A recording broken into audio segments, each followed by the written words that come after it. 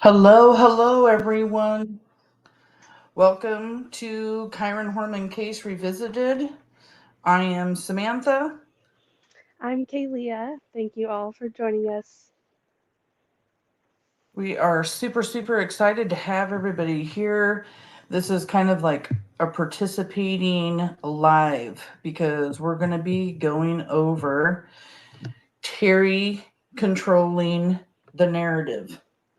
And if you have any examples of that, write them down, write them in the comments, but comment, talk to us because we're really super excited to have everybody like get involved.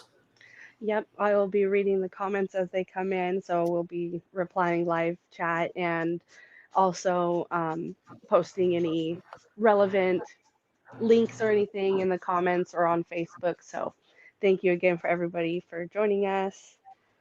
And we already have a lot of comments here.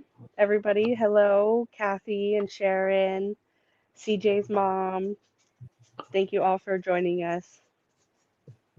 We do have so many people here. This is awesome. Thank you guys so much for joining. We really appreciate everybody. So, yeah, we're going to talk about how Terri controls the narrative and has controlled the narrative since the very beginning, since Kyron came up missing and even before that. And I think to start it off, to just show you guys a before thing, we're going to show a little clip of Desiree Young and Kane Horman.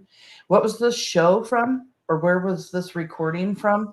This was an interview that they gave early on, like within the first month, I think probably right around the end of June, early July, to the Oregon Live. Okay. So yeah, we're going to show this clip and it's just basically going to explain what we're talking about, how she started controlling and creating rumors in the very beginning. Yep.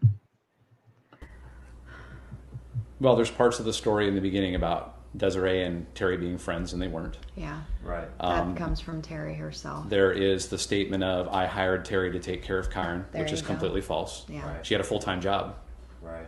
and Desiree and I were already taking care of Kyron ourselves before she had any involvement in that regard. So this was deception that Terri passed to friends and built up this mythology. Yes. Correct. And but this was not accurate. Correct. Um,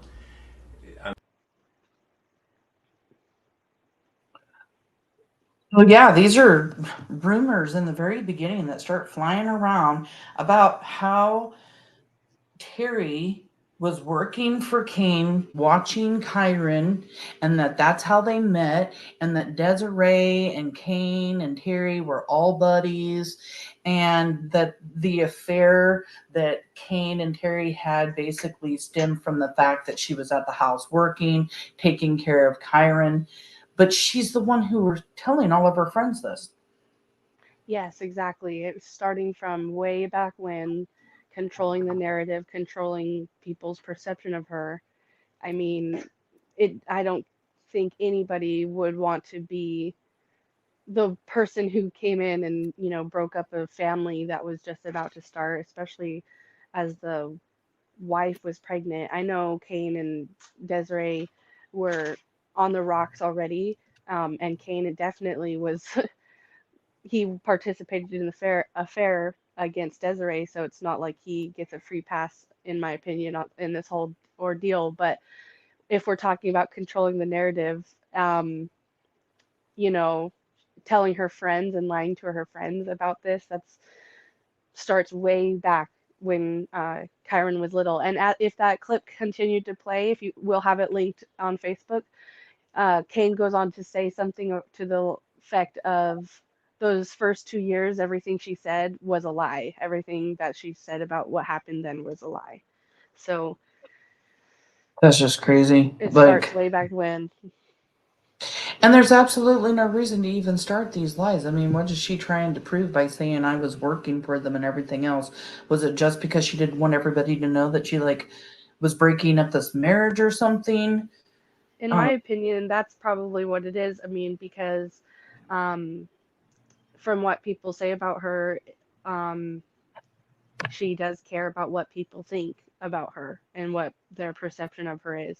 And that's a lot of the motive of why she was there that morning when Kyron disappeared and stuff. So, um,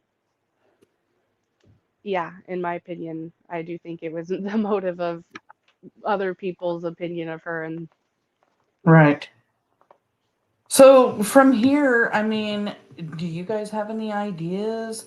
Because I would love to see some comments by people. If I don't see any, I'm just going to continue on. Kaylee's going to keep watching the comments. I'm new yep, too, so I have. Oh, we got new people here. I love it. New people. I thought it was really important to show these emails because in these emails I'm about to show, they are written on June 5th, 2010, the day after Kyron Horman comes up missing. So she is already emailing, and what she emails is the entire emails are all controlling, and we're about to go over every single little thing in these emails from this news broadcast. Let me play it real quick.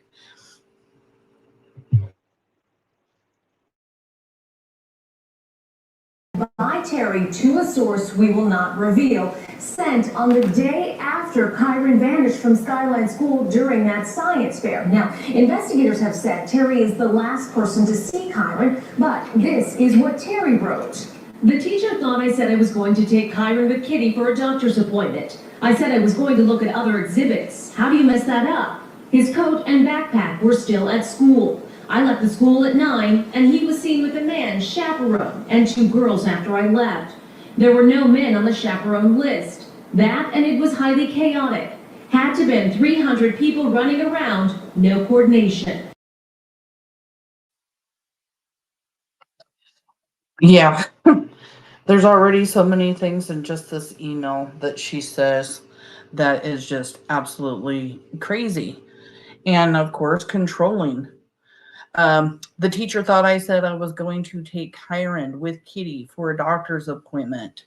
I said I was going to look at other exhibits. There she's saying that, the teachers got it wrong, and she's saying that she was going to take Kyron to Kitty's doctor's appointment, when in actuality, in the very beginning, she had said that she was going to be taking Kyron to a doctor's appointment. And we're going to go into that appointment hardcore shortly. I never You got realized anything? that I never realized she said that the teacher thought she was going to take Kyron to Kitty's appointment, because Yeah, that totally contradicts the whole. everything. Yeah, that's bizarre. I've read this email a million times, but I've never honestly made that connection. She says the same thing in the Dr. Phil show. Oh, Kitty's A- appointment. and Kitty's appointment was the day before, Yes, on it was on the June 3rd. 3rd. Yeah, that's Yeah. bizarre, huh? And then she says his coat and backpack were still at school. You leave his backpack and his coat at school because you're taking Kyron away from school. And this is how you want people to believe your story when you say, what do you mean? I didn't take him. Even his backpack and coat's at school. Right, exactly. And I saw a comment where somebody was, of course, um, this was, I don't know where it was. I'm sure I know where it was, but it was a while ago, where they said, well, how did Desiree know he didn't have his coat? That's suspicious. And it's because Terri said it herself. They called her, or they found his coat and backpack, and she called Desiree and told her that, to, like you said, to plant that seed that he was there all along and that he may have wandered off or something. And then the fact that right here she says there was no man chaperone on the list, I guess, would they know that already? I don't know. Yeah, first of all, would they know that already? Secondly, um, he was seen with a chaperone and 2 girls. If he would have been seen with a chaperone and 2 girls, they would have already been looking into this male chaperone. They would have found out, like, we would have heard so much more about the chaperone. But if you notice, in all of these Facebook, you know, places, Facebook Yeah. groups where everybody talks about it, they're constantly, well, what about that male chaperone? It was just another way to control the A narrative. Here, deflection. let me Yeah. give you an idea so that everybody can just like start rolling with it. And it did, it worked. We're talking web sleuths, scared monkeys, every single blog where you could go and write Reddit, people were already talking about this chaperone. Like, it And seriously just took off. you know, a lot of us groups, like you say, we talk a lot about different theories and what could have happened. And one thing that we talk about a lot were the student witnesses. And honestly, nobody ever mentioned these two girls. Like, Right. that would be a huge deal. And even the other groups that seem to support Terry never ever mention who could these two girls be? Like, because honestly, I believe they think that, this is a lie, but this is what Terry's saying the day after he disappeared. Like, yeah, from the very beginning, trying to deflect from her, don't look at me, don't look at me, look at other people. And then 300 people running around, no coordination. How many times do you see it in our Facebook group? People are like, why was there so many people going around? Why was it so chaotic? Why was it this? Why were the doors open? Already controlling the narrative when she's talking about all these people running around. They have this science fair every single year. All of these people live in this little community. All their kids go to school there. They all see each other during soccer games or other, things that are going on in the community or at the church or at the school. I mean, it's not as chaotic as she wants to try to make it sound. And it's not as chaotic as everybody seems to think it is, because it's constantly talked about how chaotic it was. And here we've got the day after he comes up missing, she's talking about no coordination. 300 people Yeah. running around acting like people are just going crazy. You know what I mean? Yeah. I mean, it just sounds like your average school event to me. I just took my own child to a beginning of the year event, and I was kind of mindful of what the situation, just because of, how invested I am in Kyron's case and all that. And I was taking into consideration that, I mean, yes, there were definitely more people in the hallway and stuff like that, but I don't know. I guess just the day after, with especially coupling it with the entire email, and then knowing what we know now, Right. it just is like, why is she planting these seeds of, again, just that aren't And true? I so mean, many seeds. Like, you guys are not going to believe how many seeds by the end of this live. You're just not going to believe it. Let me continue playing this. The reference to her daughter's doctor visit not mentioned again in a follow-up email sent later that day. I didn't just drop him off. I spent time with him, took pictures, and he was in safe hands, I thought, as I watched him walk down the hall. Kids saw him after I left. Teacher put him as absent at 10 a.m. Someplace between 9 and 10 is when we think it happened. I have a receipt showing I was checking out at Fred Meyer 7 miles away at 9:12 a.m. I went to another Fred Meyer looking for meds for Kitty they didn't have at the first Fred Meyer. Then I was trying to get Kitty to sleep in the truck for a few minutes, but no go, so off to the gym at 11:20, out at 12:20, home at 12:45, came home at 2, bus at 3:30. That was my day. They keep asking me, now on my 5th interview with them. we have a comment here from Carol saying Terry is definitely a narcissist and she gaslights in all her conversations. And I definitely have some experience with her gaslighting people. So yeah, I have to agree with you partially on that, at least. Right. Uh, Kathy says, has the 300 people number ever been verified? I don't believe there is enough parking at the school. There is You a know list what? that was released, but who knows if they were there. They weren't there all at one time, because even Terry left early. So I've heard 300 people. I've heard 400 people. Everybody goes round and round. The list of the people that are at school, I've probably seen like 20 different lists that have been made. None of them are the same. So I have no clue actually how many are there. You could probably, figure it out as far as like how many students were at the school, how many parents would actually show up. I think that 300 is a really large number. I have never been able to completely 100% verify how many people Yeah. were at the school. Like that's a confusing topic. It is. Thanks Because for your guys' questions. the numbers have gone up and up and up. She talks about taking pictures. She's kids saw him after I left, again. Yeah. These are kids that we do know of some kids that talked to law enforcement, but most of their testimony has been recanted. And even today, when I saw that one, you showed me it earlier, it was from the book. It talked about how Tanner saw Kyron as he was walking up the stairs to go upstairs.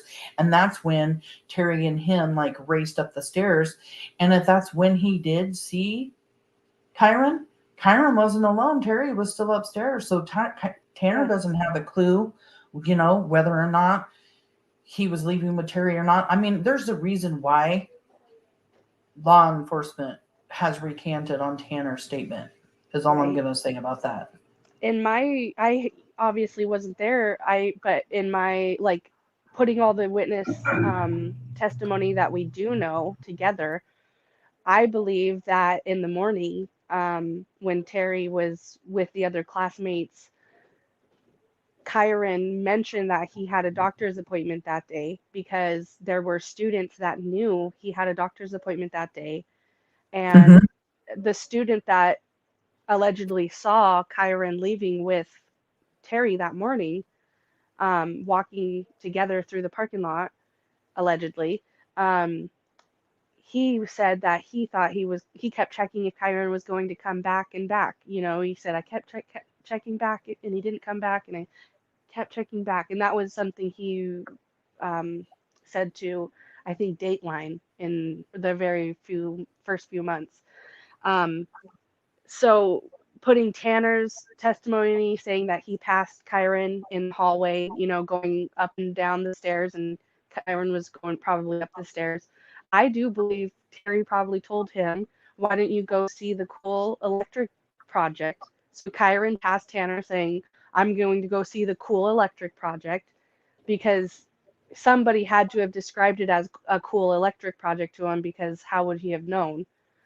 Which would have been up the top of the stairs where the gym Yes. is, because So of the way that it's like a tri-level. When you first walk into the school, there's two sets of stairs. One goes down to the bottom and one goes up. You literally walk in the front of the school and you're at two stairwells.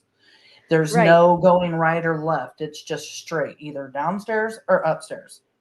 And I believe she told him to go see the electric project and then meet me, so that would separate them, just like a motive to leave the backpack. It was another last-ditch effort to get Kyron seen without Terri and Terri seen without Kyron. And then she told him, meet me, and then they left together. Because he was old enough to be able to follow those instructions 100%.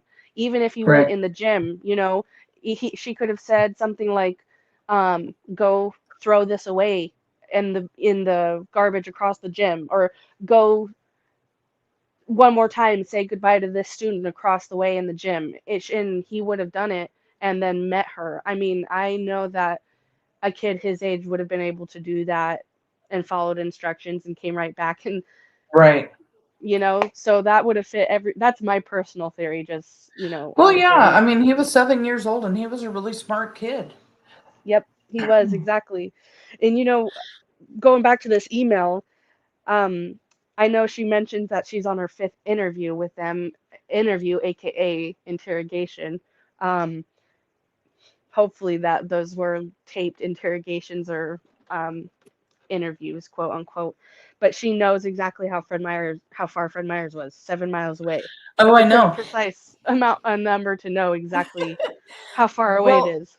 she's also here saying some place between 9 and 10 is when we think it happened. So there, she's already confusing the media. She's already confusing people because law enforcement, they were looking in from 8:15 to 9:50, not 9 to 10 o'clock. So here she's controlling the whole narrative of what time he actually came up missing. So you have people trying to remember the time of the day and where they were. And if they're watching things like this on the news, they're thinking after 9 o'clock, and which is just completely incorrect. And yeah, she starts talking about, I have a receipt showing that I was checking out of Fred Meyer's 7 miles away. You had to add in the 7 miles away. You have a receipt at 9:12. You know, she could not figure out her story when it came to law Walked down the enforcement. hall. Kids So- saw him after I left. Teacher put him as Sorry, you guys. I meant to do this instead. And then she goes about her entire day, trying to get the baby to sleep. No go. Off to the gym. 11:20. Out at 12:20. Or at the gym at 11:20. Out at 12:20. Home at 12:45. Kane home at 2. Bus at 3:30. That was my day. She can remember her day and she can remember those times on the 5th, but she can't remember where she was, what she was doing, where she was driving. This is her controlling the narrative with her time because she's trying to explain where she was. And then when law enforcement comes around, starts asking her questions, she's making up stories and she's not even getting her stories correct. Right, exactly. You know, in that interview that you had played earlier with Kane and Desiree, like I said, I'll link that on Facebook. It's actually already linked in one of our pinned posts. But they do go on to say, or they asked Kane and Desiree, can we know more about Terri's timeline? And Kane and Desiree said, we're not supposed to talk about Terri's timeline. And then the interviewer asks, you know, we heard about going to some grocery stores or something like that. And Desiree said, I didn't even know she went to grocery stores that day. So that's kind of a bizarre statement, you know, like Desiree saying she didn't tell me that until later. And then I've always wondered why in the early days Albertsons was being reported as somewhere that Terri went. And then we found it on Blink on Crime. Actually, Samantha found it. Good. I'm so happy because I've always wondered. She found it on Blink on Crime where Terri did say she went to Albertsons that day, and now we never hear about Albertsons in her day. It's totally And like that's- erased. Yeah, and that's because law enforcement got footage from that Albertsons to verify whether or not she was there, and she wasn't there. And there's another part of her controlling the narrative. Here we have law enforcement going around and having to double check everything she says because she's lying and she's controlling it. Meanwhile, they're spending all of their time and effort trying to verify all of this information as she's lying, which is taking up time, and Kyron is gone. So if Terri had nothing to do with it, what a waste of time for law Yeah. enforcement. He's already Exactly. been gone for 6 hours. They should be figuring out where he was and what he was doing. You know, everybody should be telling the truth at this point, letting them know so they can be checking people off of the list of suspects. And now they're just having to verify and double check everything she says because she's constantly lying. And I've got some footage here that we'll go over after this news. at 12:20, home at 12:45, Kane home at 2, bus at 3:30. That was my day. They keep asking me, now on my 5th interview with them. Terri went on to talk about Kyron's recent behavior. The past 2 weeks he's been acting really weird, staring off into space, can't remember anything, walks into the room and then back out, stopping to stare and then move on. The doc thinks that he is having many seizures, and I made an appointment on Thursday for next Friday to have him checked out. That contradicts what multiple sources have told K2 that in the days before the science fair, Terri informed Kyron's teacher he had an appointment that day, June 4th. That is why no one expected that he would be in class and why he was marked absent.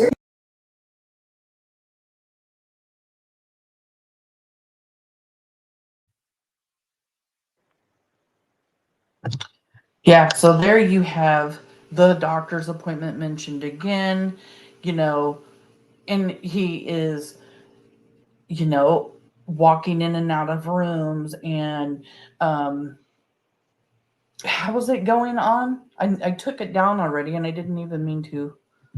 Wanted to go over Staring. it. Terri, to a source we will not.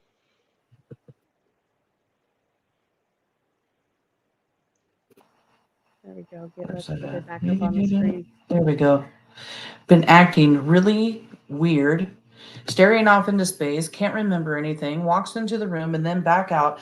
I mean, Kyron's not acting like this according to Kane, according to Desiree. Terri is literally the only person saying that he's acting like this. And at one point, Kane does say in one of his interviews that with the baby having an earache and stuff, that, you know, maybe Terri saw something that nobody else did, because everybody was being kept up at night because the baby was crying a lot, and maybe he just wasn't sleeping good. But then she has to add having mini seizures. He's not having mini seizures. Nobody has seen any evidence of this whatsoever. Not at all. None of his parents, just Terri saying this. And then, I am sorry, I don't care if Terry's the, you know, main caregiver, which, you know, everybody wants to say that too. She really isn't the main caregiver. Kane worked from home. He was Right. home actually a lot more than people seem to think. He So was an she wasn't. active dad. Yep. Yeah, he was a very active dad at home, helping her with the kids during the day. I mean, yes, there were days when he was at Intel and he worked, but I mean, he spent a lot of time at home working too, and helped her with the kids. So, I Yeah. mean, he's around Kyron a lot. He's saying he's not having seizures. And then it says that, you know, she made an appointment on Thursday for the next Friday to have him checked out. We have somebody, Carol says, didn't she say she was taking Kitty to the doctor? So why was she out looking for medicine? Well, on the 3rd, she did take Kitty to the doctor, which was the day before Kyron came up missing.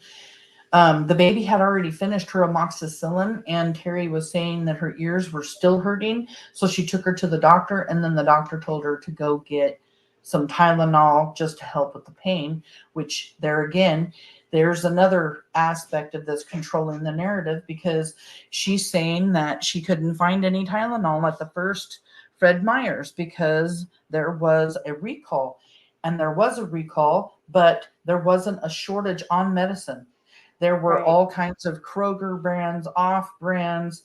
I mean, it was just one particular company putting it out that got shut down during this time. I'm not even saying that there wasn't that going on, but there was no shortage. The FDA literally put out a statement in June saying that there was no shortage, and they weren't expecting there to be a shortage. Yep. And you know, also in addition to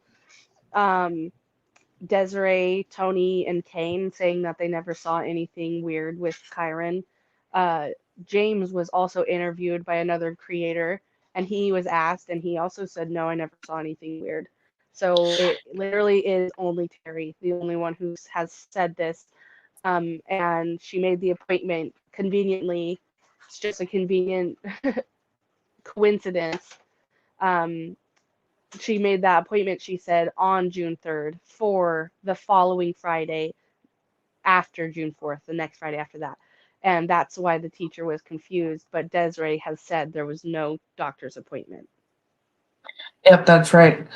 I actually have, since we're talking about the doctor's appointment, I have a little clip on the doctor's appointment. Perfect. Let me play that.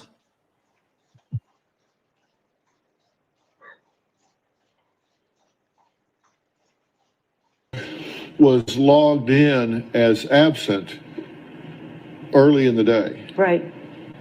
and nobody called you all day long. Nobody called me.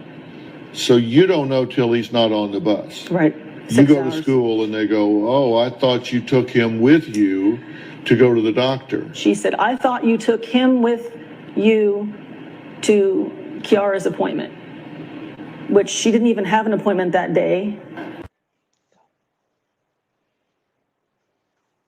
Wow. See, there it is again, her seeing Kiara's appointment. Isn't Yeah, that crazy? and I noticed that when I was watching that too. I'm like, what the heck? This is never, ever been what they've talked about. It's always been like Kyron's appointment, because in all actuality, I think this was her like leaving the backpack and the coat at school, and her telling the teacher that there was a doctor's appointment, in my opinion, are the two biggest controlling the narrative things that she did. Like the two, because it confused everyone.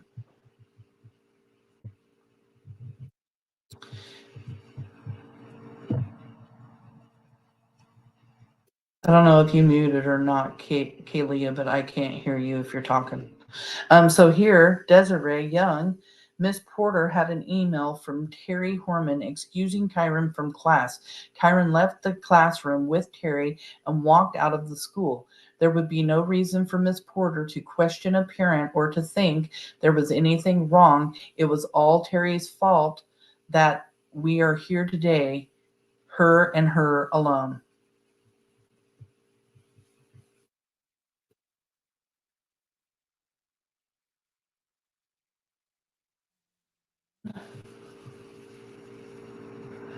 Let's see, we have a couple of comments. I saw an interview, this is Kathy. I saw an interview with Kane where he said he and Terry had a discussion about making a doctor's appointment, but he was never told she had made one.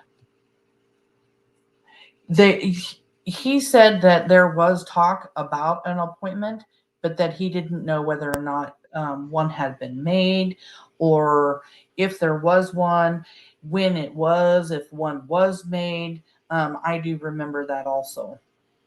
I can hear you again. You can hear me now? Yeah. Sorry about that. My dad tried FaceTiming me, but reject. Uh-oh. And then here's Desiree. There was never a doctor's appointment. She made the entire thing up, and we knew this the first night he went missing, when I gave consent to get Kyron's doctor's records. On the first night, she's giving consent to law enforcement to check the records, whether or not there was an appointment, and there was not. So then when she was questioned, she said it was the following week to try to cause confusion and appear legitimate. But the truth is, Kane, Tony, and I never saw anything wrong with Kyron, and it was all just a smokescreen to further confuse people so they didn't look at Terri for this. Like maybe he would have walked out of school on his own. All baloney, she says. And then someone says, so just for clarification, was there a doctor's appointment the following week confirmed? And did Ms. Porter have any papers that the doctor's office needed filled out? No doctor's appointment, no paperwork. Because there was talk that there was paperwork that had to be filled out by Ms. Porter, and that, that was supposed to be turned in so she could turn it into the doctor. That also came right from Terri, because Terri's friend Jamie F gave several interviews on national network and local news stations, and she's the one who said that Terri gave the teacher paperwork, and that's what confused the teacher. So it came straight from Terri's friend, who got it from Terri. And I know that's secondhand, third-hand information, but how could your friend get that wrong? Like if your friend is confident enough to go on national television, you'd hope that you'd be giving them correct information, or they'd be able to remember what you're telling them enough to get it straight. So I don't know. Right. Well, she had to have heard it from somewhere too. I mean, she didn't know anything about anything, so it had to have come from Terri. I mean, she asked the network news lady asked her friend Jamie F how Terri was doing, and if she talked to Terri, and Jamie F said, yeah, I talked to her. I asked her if it's okay if I talked on her behalf, and Terri said, yes, I want you to, I trust you, and all that. But here she is, either A, giving false information, or B, giving the information that Terri told her, which is false. Right. I personally think B, because it matches all the other the pattern that we're seeing here of Terri controlling the narrative. It's just another aspect of that, in my opinion. Yeah, and Desiree says here, you made Miss Porter take Kyron out of the chaperone student group so that you alone could control where he walked throughout the school. So he was in the school with you, Terri, between 8:15 and 8:45. Then he left, walking out of the doors with you 8:45 to 8:50 a.m., as noted by several eyewitnesses. 4 Yeah. eyewitnesses saw them. And Yeah, it's just crazy. This doctor's appointment is one of the biggest talked about things in this entire case. We're always hearing about the doctor's appointment. Did he have a doctor's appointment? Did she make a doctor's appointment? When was the doctor's appointment? It's like, no, there never was a doctor's appointment. It's never been confirmed. I actually saw today the other creator saying that the doctor's appointment was confirmed, that he did have one, and that law enforcement comes inside the Facebook groups and she knows for a fact that there was a doctor's appointment, and all I could do was laugh because it's just, it's okay, never been that's verified except for by Desiree. I mean, no. I know that's their proof. Okay, that's their standard of proof. That their standard of proof is that because Terri says it, and because they know law enforcement must be watching what Terri says, and Terri must not lie because Terri would know that. That's their that is their standard of proof. That's how she knows for sure and how it's been confirmed because Terri said it. Like, Yeah. okay, that is absolutely bizarre. I mean, Terry's not under oath over here. She can lie all she freaking wants. I mean, Right. yeah, they can use lies against her in court, don't get me wrong, but that's not going to be what is the thing that gets her locked up for life. You know what I mean? What she posts on Facebook. And honestly, we had a person on our Facebook whenever we were, saying we were going live tonight. Um, I'll read it actually real quick here if I can, because I thought it was a good Yeah. point. Um, we were talking about how Terri doesn't answer questions whenever, there's like discrepancies and misinformation being spread. She conveniently never answers the question. And this,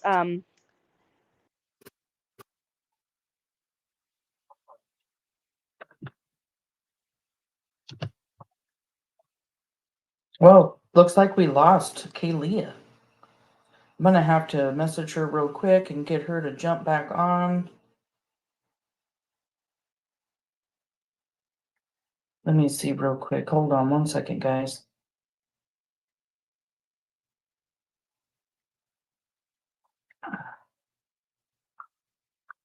And then while we're waiting for her to join back in, I'll go over this since we were just talking about the doctor's appointment. That prior to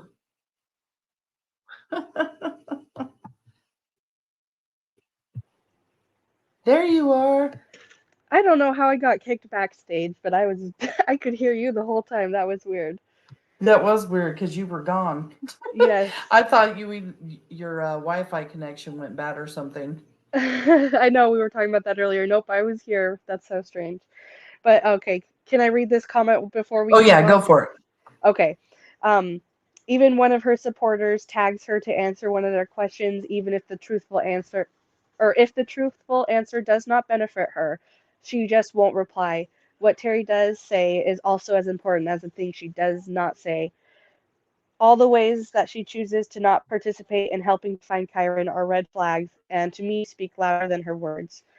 It's also a form of manipulation because if she told the truth, I'm sure she'd have less supporters. And that's so true. That was something I totally agree with. What she doesn't say is just as important as what she does say, and she conveniently doesn't acknowledge answers if they don't suit her. She'll just like the comment instead of reply. And Right. that's just a big red flag to me too, because she has never wanted to participate, and she claims to be the best parent to Kyron out there, which just makes me so upset to hear. I know it makes my blood boil sometimes to just, I don't know. I read a comment where she said something about she was mom or something, and was Yeah. referring to Desiree as not the mom. Well, they call what would I think at one point she said that they called Desiree Medford mom or something, and I thought Yeah. that was just like really wrong. That only But comes from Terri. You've never heard that from anyone else either. I mean, nobody's ever confirmed that except Terri. So again, yeah, it's there's just another one. something to taunt Desiree. And here is something from World Soldiers. This is a picture taken at the school with Kyron not in it that Terri took.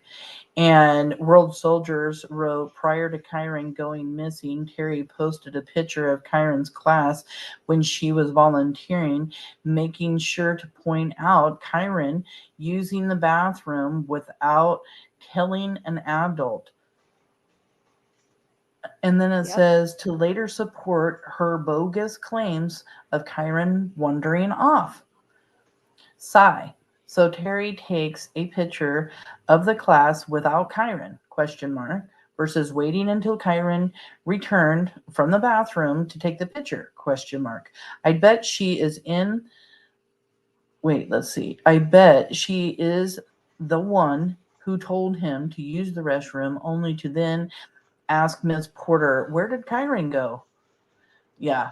I mean, I wouldn't put that past her either, but yeah, this is before, Kyron comes up missing and she's taking a picture saying, oh, he must have gone to the bathroom without telling an adult to try to confirm what she was saying earlier in the emails about him wandering off and spacing off and everything else.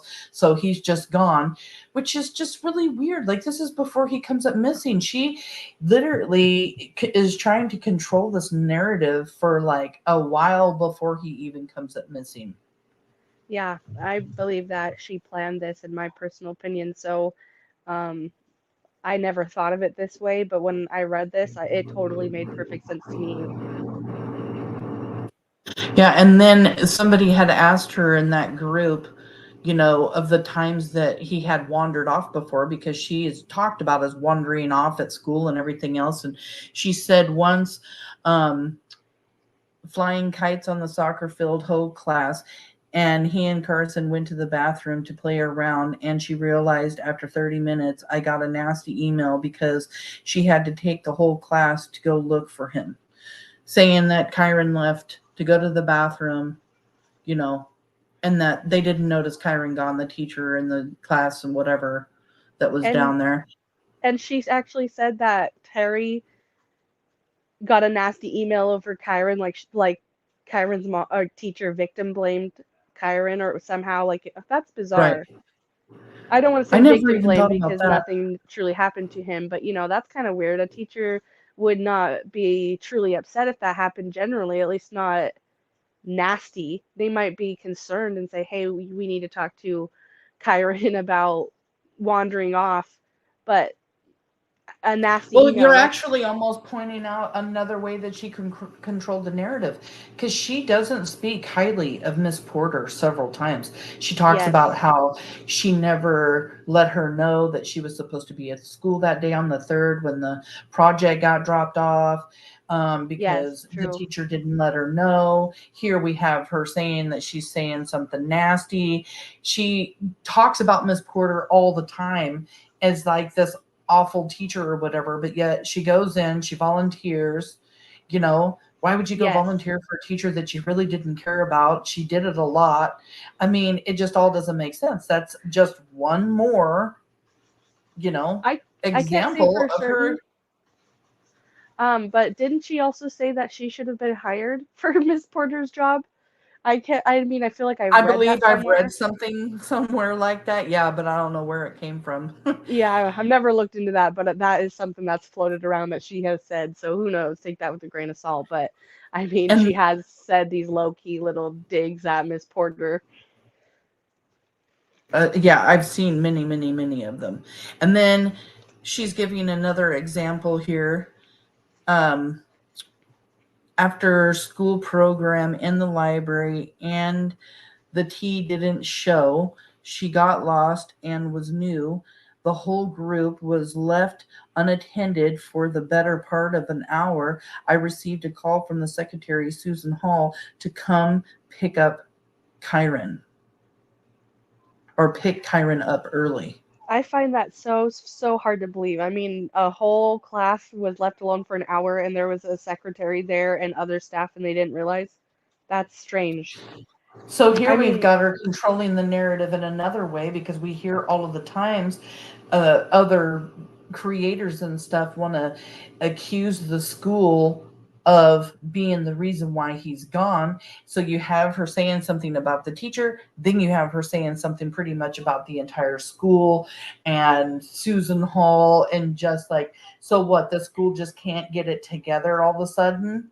right. And I love And this. this, Oh my gosh, I'm sorry, I don't mean to jump forward, but is she implying for number 3, June 4th, and she's just leaving it just that, implying yeah, that Kyron wandered off and not yep. even. She's crazy. I'm sorry to say, I don't say that word lightly, but really, that is so. Yeah, that is her other example, that June 4th, he wandered off. But she also has, her own theories about what had happened to him and Right. everything else too. And it's just like, wow. That's crazy. We have a comment here from Kathy Giles. It says, I've read the school sent home the paperwork regarding the science fair with the schedule. I totally believe that to be true. And Terri was a very active participant in the Skyline community. I don't believe for a minute that she didn't know what was going on that day, or on June Right. 3rd. Yeah, I agree. I think Terri knew so much about the school and the way that they ran things, and that's one of the things that she used to her advantage to take Kyron from the school. She knew there was no video cameras. She knew the layout of the school. That's why I also think she took him possibly out the west door and down that sidewalk by the soccer field, unless Yeah, she really did boldly take him through, right. Who knows? the Right, parking exactly. lot. I agree. It just is hard to imagine, like we've talked about before, with her wanting to be that bold and brazen, but there were witnesses, so we can only And go. then she Yeah. also tries to control everything with the whole Desiree, bringing up Yes. Desiree and everything that Desiree does. What I just pulled up here is, this is her talking about Desiree and her trip to Canada. We all know she went to Canada to get some help. She was taking some medications here in the United States. And her book And said then, it was for leukemia, or was it leukemia? Or well, liver problems, kidney problems, sorry. well, she developed the kidney problems from the medication, I think, is what Right. it was, or something like that. And her book does go into details about what exactly her chronic illness was that she was taking the medication for, that ended up being or like, banned by the FDA. And that happens all the time. It's not uncommon that, sadly, in America, it really isn't uncommon when drugs cause problems and they end up getting pulled off the market. We hear class action lawsuits all happen all the time, Yep. and it's such a thing where people do get kidney damage and chronic kidney damage, kidney disease from taking medication. And that's sadly what happened to Desiree. And she went to Canada to get treatment. And yeah, this one is a touchy subject for me. I hate that um, that Well, people they're just. attacking her and they're Yes, just creating exactly. things. I'll read this and then we'll go over and talk about like Perfect. everything that people have been saying. It says, going to have to disagree on some points with you since I was there for the whole transition. I will admit I don't know 100% whether or not she received any medical treatment, but that's not why she went. There were exchanges still occurring, and I'm sure James could speak to that if he'd like to, since he was also present. Accommodations were made all around, all adult emotions put aside, with the thought of the children in mind. And then Yeah. just continues. I won't go into detail, although I know from direct conversation what those issues are. The book is embellished and some straight up lies from what I've been told. Maybe it was cathartic. What? Cathartic Hmm. for her, and if so, I'm glad. I guarantee there's a lot of information being left out in the general regarding this case that isn't public knowledge. And then it even goes on a little bit more.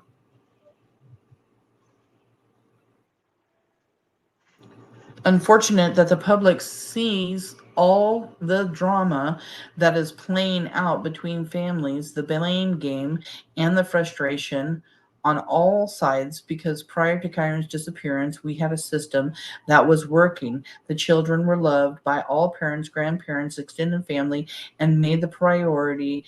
It's such a sad state of affairs now, with each of us in our own corner. And then I could not find the rest of that, by the way. So that kind of sucks. But I mean, here in the very beginning, she is just saying whether or not she received any medical treatment, but that's not why she went. So there she is controlling it. And I mean, people have gone crazy off of what she has said and taken it into, well, if she didn't go to Canada to seek treatment, then what did she go for? I know that they've talked about her seeking treatment for drug addiction, having another boyfriend. It's funny because, yeah, this, like I said, this is a subject that I just don't know why they want to go and put so much doubt into this. When Desiree went to Canada, she had to give custody of both of her children over to their fathers, and in their legal documents, both on from the father and the on both fathers, I mean Cain and her other father of her other son, they both acknowledged the kidney problems and going to Canada for treatment of those. And if Desiree was going away for a drug treatment program, you would think that they would put that, because that would like really reinforce the fact that, they needed custody. Um, it's just strange to me that they were all in on it, quote unquote. Is that what Terri's trying to insinuate? Um, and she Right, even that they told, all knew that she was going, and that they all had to change their lives around so that she could go. I right. mean, She said right here that even James could attest that there was visits, and if she was going to a drug treatment program, you can't just leave, especially if you're going in another country, that just seems they even, backwards.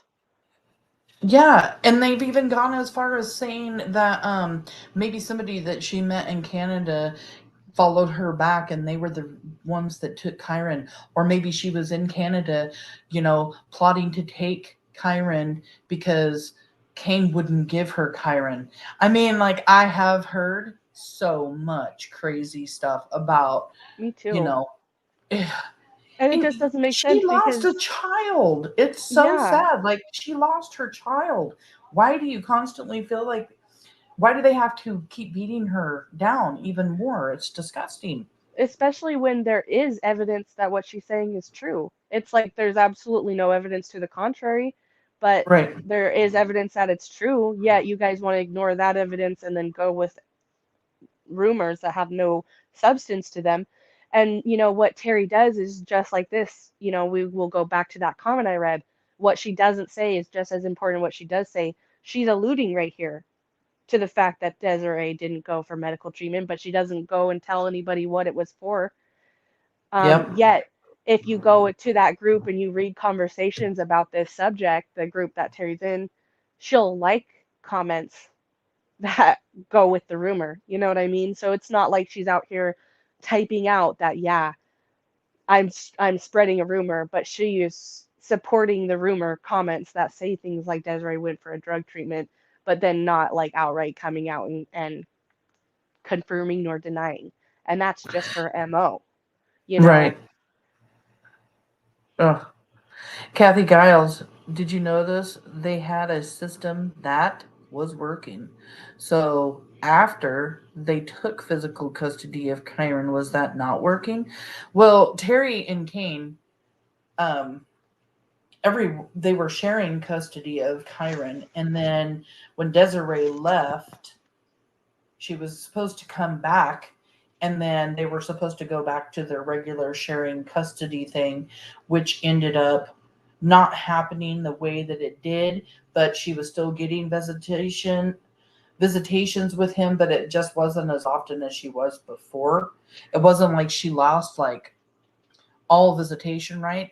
Right. And with it not working, I just think that Well, I don't know if it wasn't working or not. There were emails that indicated Terri was unhappy.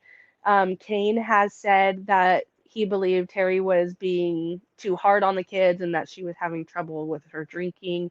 And Desiree has said that Kyron wanted to stay with her. So there were signs that it wasn't working as great as they maybe led here, or that it wasn't so cohesive. But they were trying to co-parent because there's plenty of pictures of Desiree on Terri's old Facebook.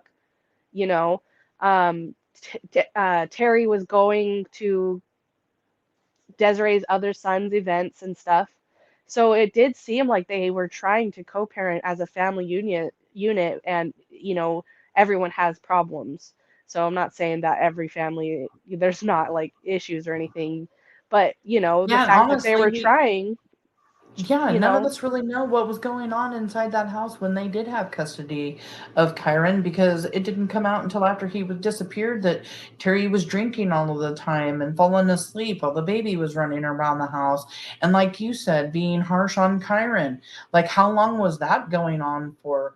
But she was saying that she was referring to the comment that we were discussing on. Yes, and I know that. I was just trying to let you know that all of the details about the custody thing, just it's a big thing, and a lot of people have been talking about it.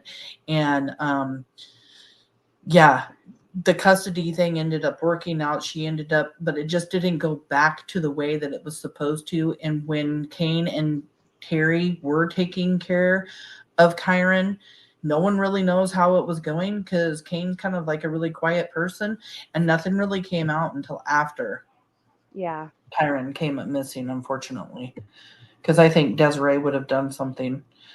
And then, of course, I had to add this onto the live because everybody knows that on Dr. Phil, and we're going to talk about her polygraphs, because I think that this is another huge red flag, that she wants to say that she couldn't pass her polygraphs because she couldn't hear. And this is something that she wrote about it.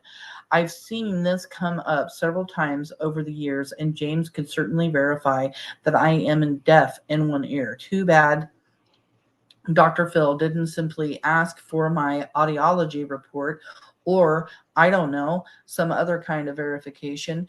It's a birth defect, and I don't realize how much I was missing, or realize how much I was missing, until I received a hearing in around 2005. I can hear out of my right, but it takes a second to process. Even then, I have to really concentrate, which takes on a furrowed brow. What is this? Squinting or even closing eyes in appearance, which people do kind of squint when they're trying to hear. But Hmm. this is what she kind of added, was her audiology thing. The name on it, though, is It's spelled misspelled. wrong. Yeah, it's I funny. noticed And that. go ahead. It's just really strange. Like, the spelling's misspelled. Like, how would you get that wrong? Or, I don't know. She says that this is verification, but she lies just so much that I can't even believe that this is her actual audio. Like, I just can't. I can't. I Go can't ahead either. and take over, It's because I can't. I mean, it says a model number here. I wonder if we typed in the model number if it would pull up like a kind of hearing aid, because I've seen this deaf card that's what it's referred to amongst the group. The deaf card, Terri's deaf card. But yeah, it's misspelled, and I've never seen a picture of her wearing hearing aid in her ear. Right. And then, I posted an interview recently of Desiree, and she said Terri never said she was deaf in one ear for 5.5 years. That was the reason why she failed the polygraph test. And even in Dede's interview in 2013, doesn't say anything about Terri failing the polygraph due to her deafness or her hearing in one ear. So And then Dr. Phil holds up the card in front of his face yeah, because she says that she has to read lips the majority of the time. And here you got Dr. Phil covering up his lips, and she just keeps yep. going and keeps talking. I mean, Yeah, like, has so no I problem. don't even believe it. And the fact that she's even asking James to verify this, I know at one point I think he did say something like, yeah, I don't I think think, that he really yeah. knew like how bad it actually was. Maybe that she just went and got checked for it, but it's crazy. Death by Chocolate's here. Hello, my darling. Hello. She also said to her friend Jamie F that the reason the teacher misheard her about the doctor's appointment is because the teacher was deaf in one ear too. So Oh, good it's God. it's one of Terri's favorites. Offhand excuses, I guess. Let me see what else I got in this one clip here. Oh, yeah. This is the one you kind of wanted to talk about. The Red-Eye Tree Frog Project was chosen by him from looking through my teaching supplies. Frogs are commonly used to represent the life cycle for lessons, so I had extra of everything. I helped with the poster board by assisting him in collecting plants and painting along with printing out. He did the typing. His diorama was all him after a trip to the craft store. He really liked the flarp to make the water, which is basically silly putty and placing all of the critters just so. Fantastic work and so proud of him. Yeah, I brought this up earlier because if you think about it, like if what they believe happened is true, that Terri pre-planned this, she still spent all this time to make this science project as still to make, in my opinion, make herself look like a great parent. You know, that why would she put all this effort into it and then do that to Kyron if not for a self-serving reason? And there's a lot of evidence that Terri did pre-plan this. And obviously, if she told the teacher that she would be back and all that, then there's even witnesses that said that corroborate that she planned this. And it just gives me kind of creeps to think that she was so concerned about what people thought about her that she spent this much time on his science project to make herself look like the best parent ever, like I I know re you creeped me out when you were talking about it earlier. The hair stood on up on my neck and my arms and stuff because it's such a strange thing to even think about. Like she had planned whatever she planned and took Kyron from the school, but here she is like trying to play like the perfect role model, substitute teacher that she was, or yeah. she's coming up to the school and volunteering. She's really trying hard to make people think that she's like this wonderful person, but there were all these problems and everything going on. And then, yeah, worked so hard on this project. And then, he's just like gone. Well, she took pictures of a student right in front of his own project that was also on the red-eye tree frog, and his project compared to Kyron's is like a true second grader versus parent doing the entire thing. Like that's the impression I got. Kyron's looked like Terri did so much of it. I mean, Kyron, don't get me wrong, everyone says that he's really artistic and he was very intelligent, and I've seen his art that he did do, and he was a great artist. But look at this. That isn't I done by know. a second grader. You can't, I mean, you just Right. can't tell me it was. That was I don't just, even think my third grade granddaughter could yeah. do that good on her project. Hi, Alicia. I see you there. If you have any examples of Terri controlling the narrative, let us know. Write it in the comments. This is also Terri again controlling the narrative when it comes to Desiree asking, wonder where that car wash money went, because she's got another subject that's just talked about from other creators, like thinking that, Desiree's out just spending all this car wash money and stuff to do anything but look for her son. But that's just not true. Desiree's spending that money looking for her child. And if she's not saving it for that, then she's saving to get an attorney, or not an attorney, using money to help with her attorney. She could be using the money to help hire a private investigator. Yeah. Because I've heard that too. The thing is like, some other creators say they never mentioned a private investigator before us. They don't have to. We're not entitled to any information. Who knows if there's been one behind the scenes this entire time? We just don't know. And so just because maybe they haven't mentioned it until now because they didn't feel comfortable doing so, who knows? We don't know. And there's definitely evidence that Desiree has done several searches with the money that she gets for her fundraising. And even Kelly, her sister, has gone on to explain that they save all the money up, they pool it up until they can afford to do a big search, and then they deplete all of it doing a big search. So it takes time, and that even though those searchers are volunteers, that just means that they are a nonprofit and they don't make money off of it. They still have to have their fees covered. Right.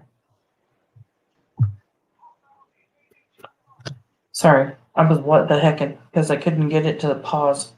But we were talking about the science project, and then that just brings you to the picture of Kyron. But here's that little project that you were talking about on the tree frog right next to his compared to Kyron's.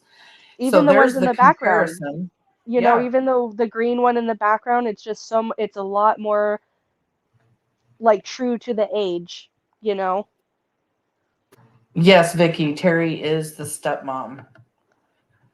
She has not been called a person of interest or a suspect in the case, but she is definitely one of the only people that law enforcement has ever focused on. Alicia says, hello, I have a second grader at home and no way he could do that on his own. I also have a second grader at home and he is also a very artistic child.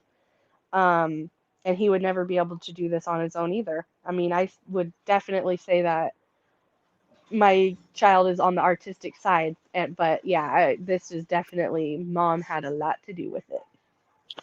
And then talk about the picture, throughout her entire day, once again, controlling the narrative. She's at the gym. She's showing the picture. She's running into someone at the store. She's showing the picture. She goes in the gym. She's showing people picture in the gym. She sends the picture to Desiree. Yep. When that isn't even normal, because usually they exchange pictures through a thumbnail that gets, thumb drive. Sent back, or thumb drive, sorry. Thumbnail. Gets sent back and forth in his backpack as he's going to and from, each other's houses. And that's how they exchange photos. And that's because their relationship wasn't good. So they set it up this way so they didn't have to talk to each other. But here she is running around town, showing this picture. And a lot of people are like, proof of life, ? And it's almost kind of like, what's the purpose? She's posting this picture on Facebook later on that day. And, at the first Fred Meyer's that she goes to, she actually runs into a security guard, asks him where the medicine is. When she goes to that Fred Meyer's, that's like her store. It's the one that's closest to her house. She had already said on her Facebook page that she had bought some of that recalled medicine the month prior and had to take it back and had to replace it. So that was just shortly before Kyron came up missing. But then when she's at that grocery store, she's asking the security guard where the medicine is. So once again, she's like setting up an alibi, setting up the narrative.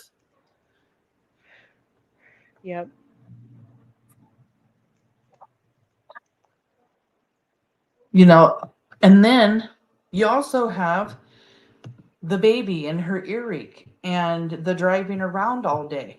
That's a little bit of controlling the narrative too, because it's like she had already taken a whole bottle of amoxicillin. Her ear should have been already better. And Right, exactly. she's driving around.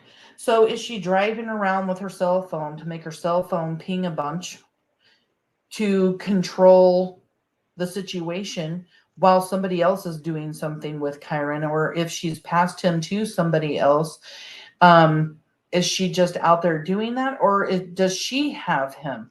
So she causes just like so much confusion, and then uses the baby's earache as an excuse as why she was out running around and doing all of that stuff, when in all actuality the baby's ears shouldn't even have been hurting at all. I know. Matter of fact, It I've almost convinced myself that the baby probably didn't even have an earache anymore. It was just an excuse. yeah, exactly. We have commenter Vicky. She says, "I'm shocked she is commenting like that. Is she still active on social media talking about him?" The answer to that is yes. And sadly, I guess unsurprisingly, she's associates and aligns herself with a group of people that are just horrendous towards Kyron's biological parents, Desiree and Kane, and kiss the ground that Terri walks on. You know, they always say over there that they're just an open-minded discussion group. They're not a Terri support group. But if you have anything to say against Terri, then they won't let you be there. So Well, it's yeah, that and when it comes to all of that too, I forgot what I was gonna say. I'm not even gonna say it. definitely. There you go. If he comes to you, let us know. Yeah, I've had that happen to me on these two. I was looking through my things trying to figure out, like, we've already mentioned the Albertsons and the emails on the 5th. Death by Chocolate says here she taunts the family. It's sickening. And Vicky replies, "I'm sorry to hear that." And yeah, I'm sorry to hear that too. It really does seem to be a taunting thing. In fact, like in the last few months, she posted pictures of Kyron and then she watermarked him with her name. And it just is so petty to me because like Kyron is missing. Um, Nobody owns a picture of Kyron. Like that just is sad to me that that she did that. And I mean, again, I do agree it's a taunt towards his family. Yeah. Alicia says, and the pharmacy is right next to the entrance that she parked near. Do you really need to ask where it's at? Yeah, Yeah, the exactly. medicine thing is, that just gets to me because, she goes off and she says about the whole recall and everything. And I just don't believe that there wasn't any medicine there. I think she just uses this medication one time, again, to just control everything because she wanted people to see her there and she was trying to create an alibi for the day. She really was. I mean, there's no reason for her to go to one Fred Meyer, go there, get a receipt for something, go to another Fred Meyer, and then pick up or drop off dry cleaning at that second Fred Meyer. So why wouldn't she have just gone straight to that second Fred Meyer if she needed to drop off dry cleaning there, Yep.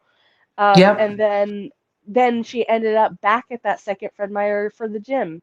So it's all like, why would she have even wasted her time going to the first Fred Meyer in the first place? Makes no sense. And then let's talk about the suspect she throws out. She talks about there being a van or being somebody asking up at the 7-Eleven on Highway 30 where the nearest school is. I've actually been able to verify that happened before Kyron came up missing. I believe that she heard rumor of it and just used it when it was convenient for her when she mentions it to law enforcement.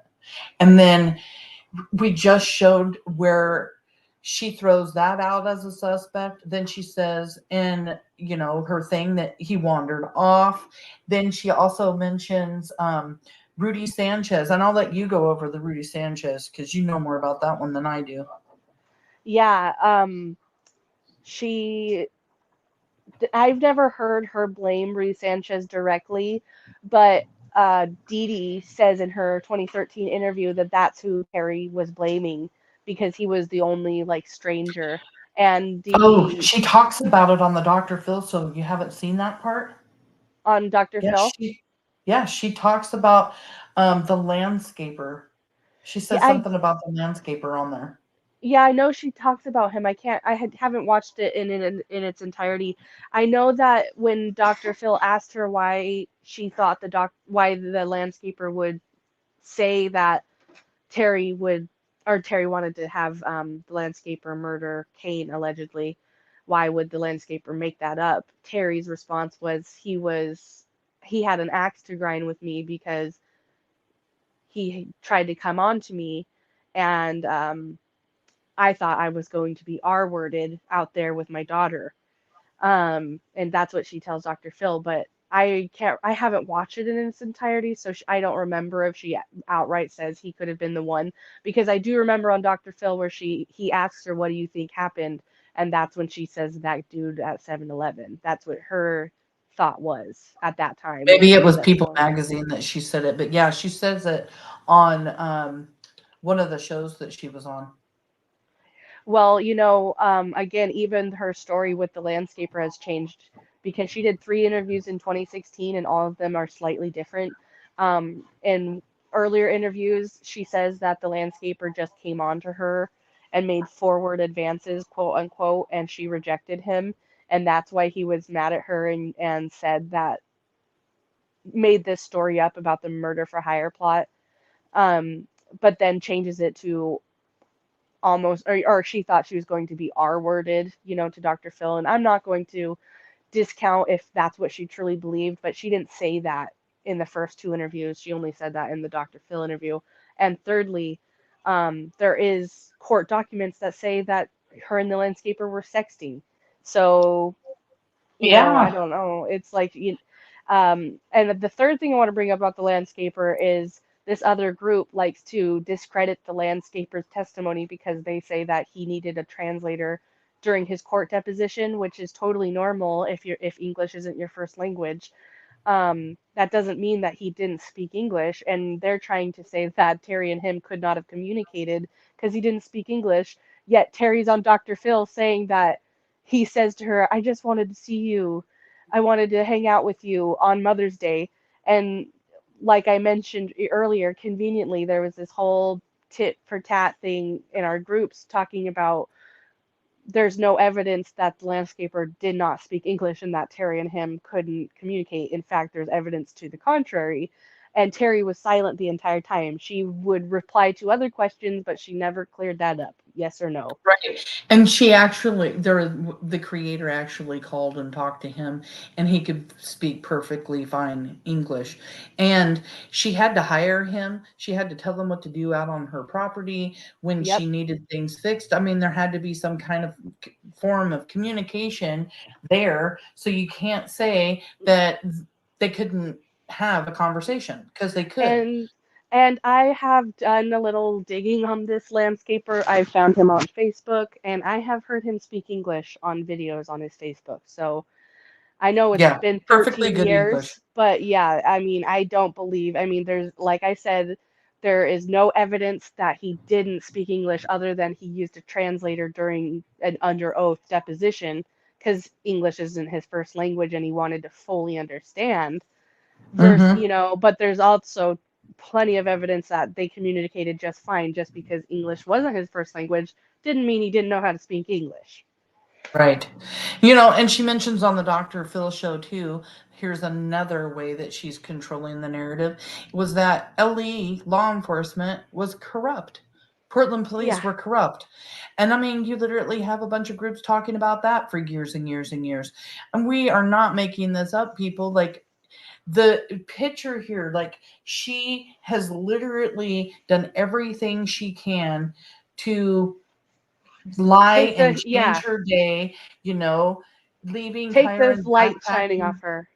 Yeah, leaving the backpack and coat at school, telling everyone that law enforcement is corrupt. I mean, the polygraph test, the emails that she did the very next day.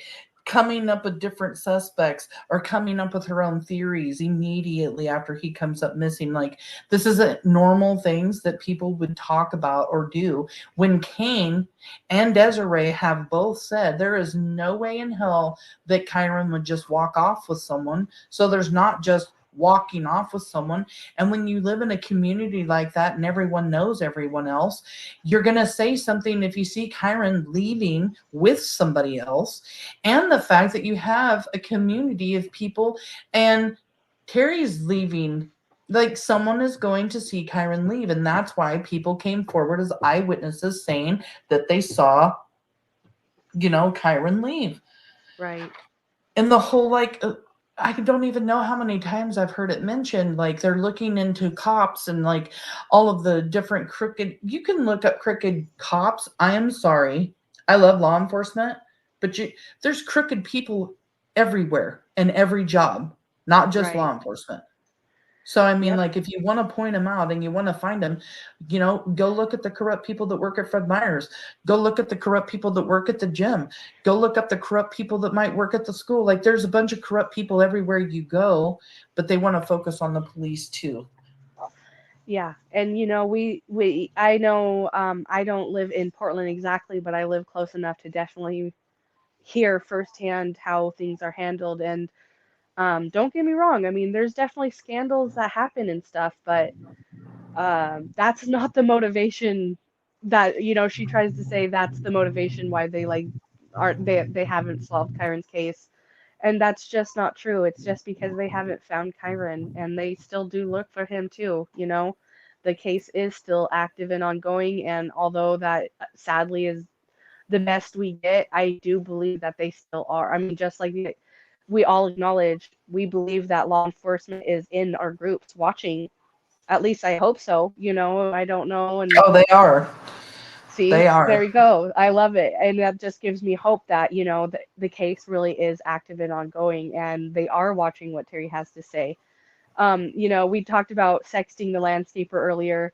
Another thing, when Terri has said on Facebook, I don't have the screenshot to show because I can't show my screen on here, but somebody brought that up, saying that Terri also sexted the landscaper, and Terri tried to control the narrative and said to them, you don't know anything about this case. Are you just going to regurgitate falsehoods about the case? You don't know anything. Yet we were able to go pull that up in no time and verify that in sworn court documents, it says there were sex between the landscaper and her. So it's just gaslighting. Well, and it's controlling the ruining her narrative. mojo. It's ruining her story. She can't have that out in the public because then people are going to talk about it. Yep. And then what about having the truck on the 3rd and the 4th? She said that she told Kane that she wanted the truck on the 4th because she wanted to pick up Kyron's project. Kyron's project never gets picked up. The projects weren't even supposed to get picked up until the following week. So it was just an excuse to pick up Kyron's project. Yeah. And she had the project or the truck the day before to take the project to school. And then she says she went to do recycling.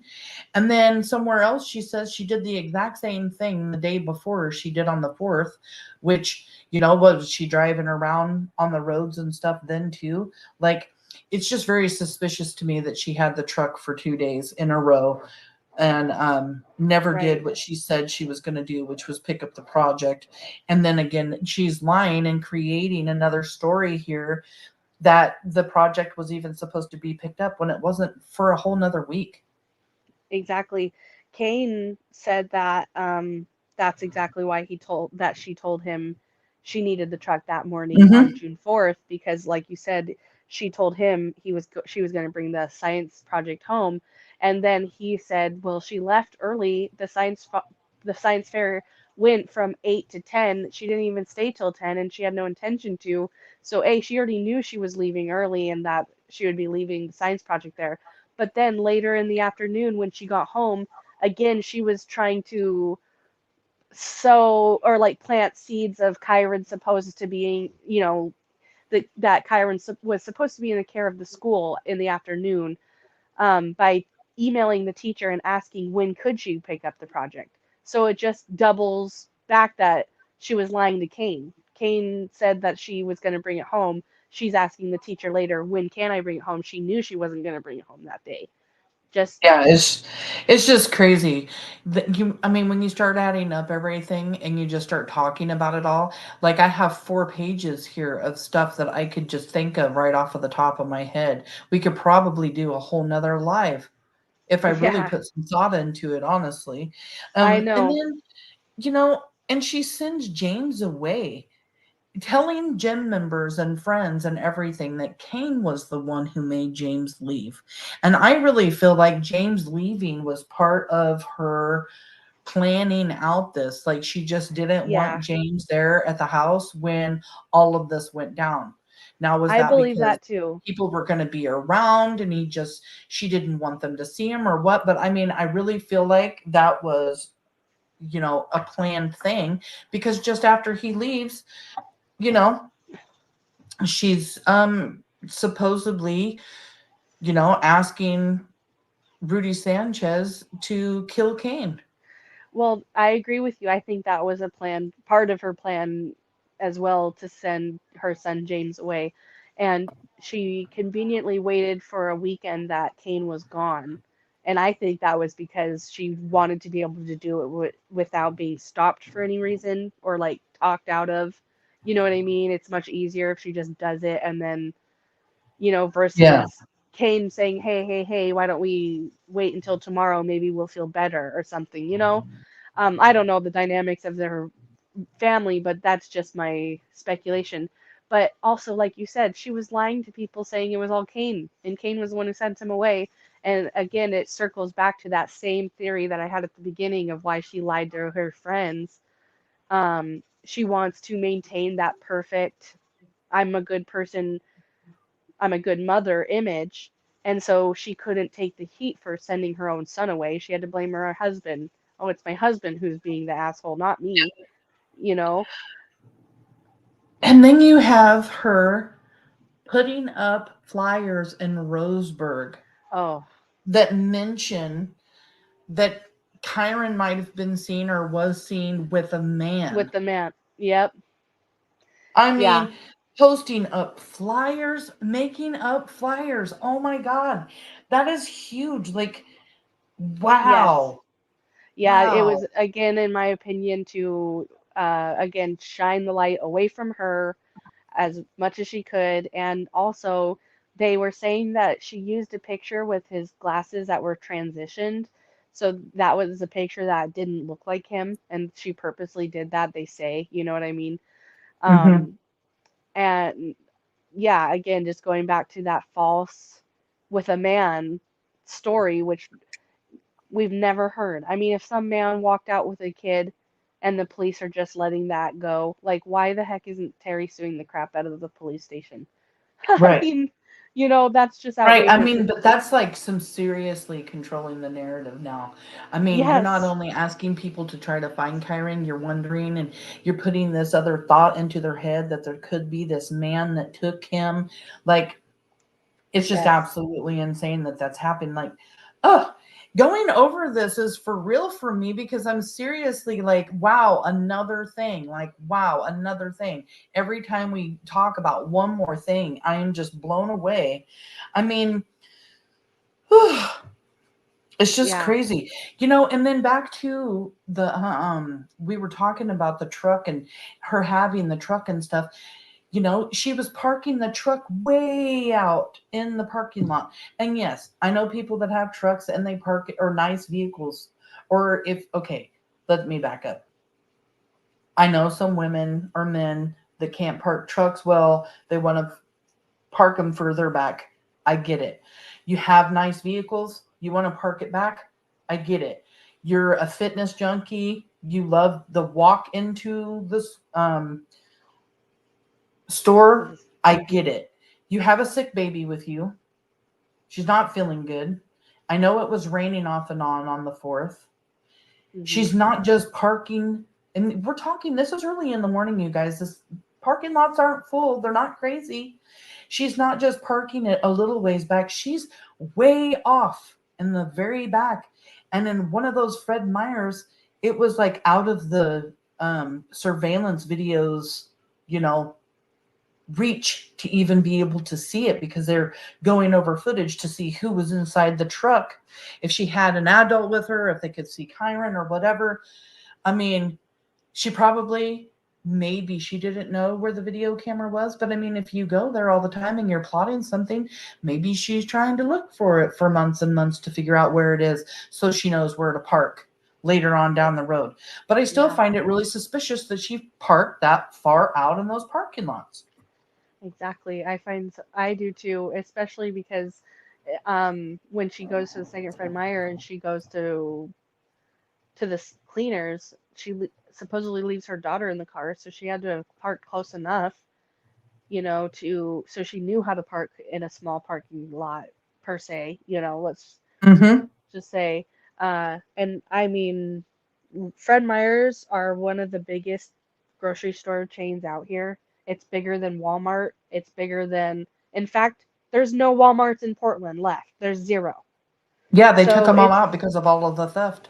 yes, and Fred Meyer's is a Kroger brand. So if you have a Kroger in your area, that's what we're talking about. It's basically Safeway and Fred Meyer. Those are the two grocery store chains that compete with each other, and Fred Meyer parking lots are huge. So and especially where she parked on the second Fred Meyer, she parked all the way to the very edge of a rock wall of like the very end of the parking lot, where you would park And it's like a on a Black huge Friday. parking lot. Yes, Yeah, it's because huge. you have like Les Schwab on one side, and then you have like this huge gigantic parking lot, and then it's kind of split down the middle, so you can go in and out of the parking lot from the main road, and that's like and then there's another parking lot to the side of that, and then at the very end of it, rock wall, just like you're saying. So I mean, like, and that's way far out of the distance. LK is here. Hello, girlfriend. And she brings up a really good point that I've never even thought of, and I can't believe I haven't. I think she sent James away so he wouldn't be around when she started all of this. And I think that too. He could have seen or overheard something, plus he wouldn't be involved. I get the not being involved thing, and I've actually thought about her not wanting him around or whatever, because if she was planning this, but the way she says it, like overhearing anything. If she was on the phone or using one of those burner phones or something, having conversations with somebody about things that she's going to be doing, if James was around, he was old enough, he could have been hearing about it. So that just makes like total sense to me. Yeah, very true. And I mean, imagine like just that would have complicated things so much if she would have had custody of him when Kyron went missing. You know, that would have maybe made her been a leverage point in some way. I have no idea. It's a good point though. You know, he was definitely old enough to have been aware of something happening. Yep. Zane Lilly, I specifically park where I know there is a camera to protect my vehicle. So the fact that they wrote that, how would anyone know where the cameras are in a parking lot? I look for them. That's a good point, you know? Yeah, no doubt. They are a point of protection. But not And saying then if you're trying to create an alibi, you want to stay away from those. And then Gina says there is no logical reason as to her taking the truck in the first place. No, there's not. She said she took it to pick up the science fair project, and she doesn't even do it. You know, and then, you know, one of the other things that she's talked about, I want to play this clip from Dr. Phil where she is lying about the Sauvie Island Bridge having a camera on it back in 2010. Bridge to Sauvie Island. There is one to go. There's one bridge to go over, and there's cameras on it, and then I was not on any camera. So if you had crossed that bridge, you would be on a camera. Sure. Your car would show your camera crossing the bridge, and we would know when. I mean, it's a fairly narrow time, and the police have never produced a video of you or your car crossing the bridge to Sauvie Island. Correct. And there's not a cell tower on Sauvie Island. Right. There we go. Well, we proved that there was no camera on Savia Island in 2010. The fact that she goes on it, see, she lives in the area. I don't even live in the area, but she lives in the area. Savia Island's not far from where she lives. The bridge was being worked on. It was being rebuilt. They rebuilt it.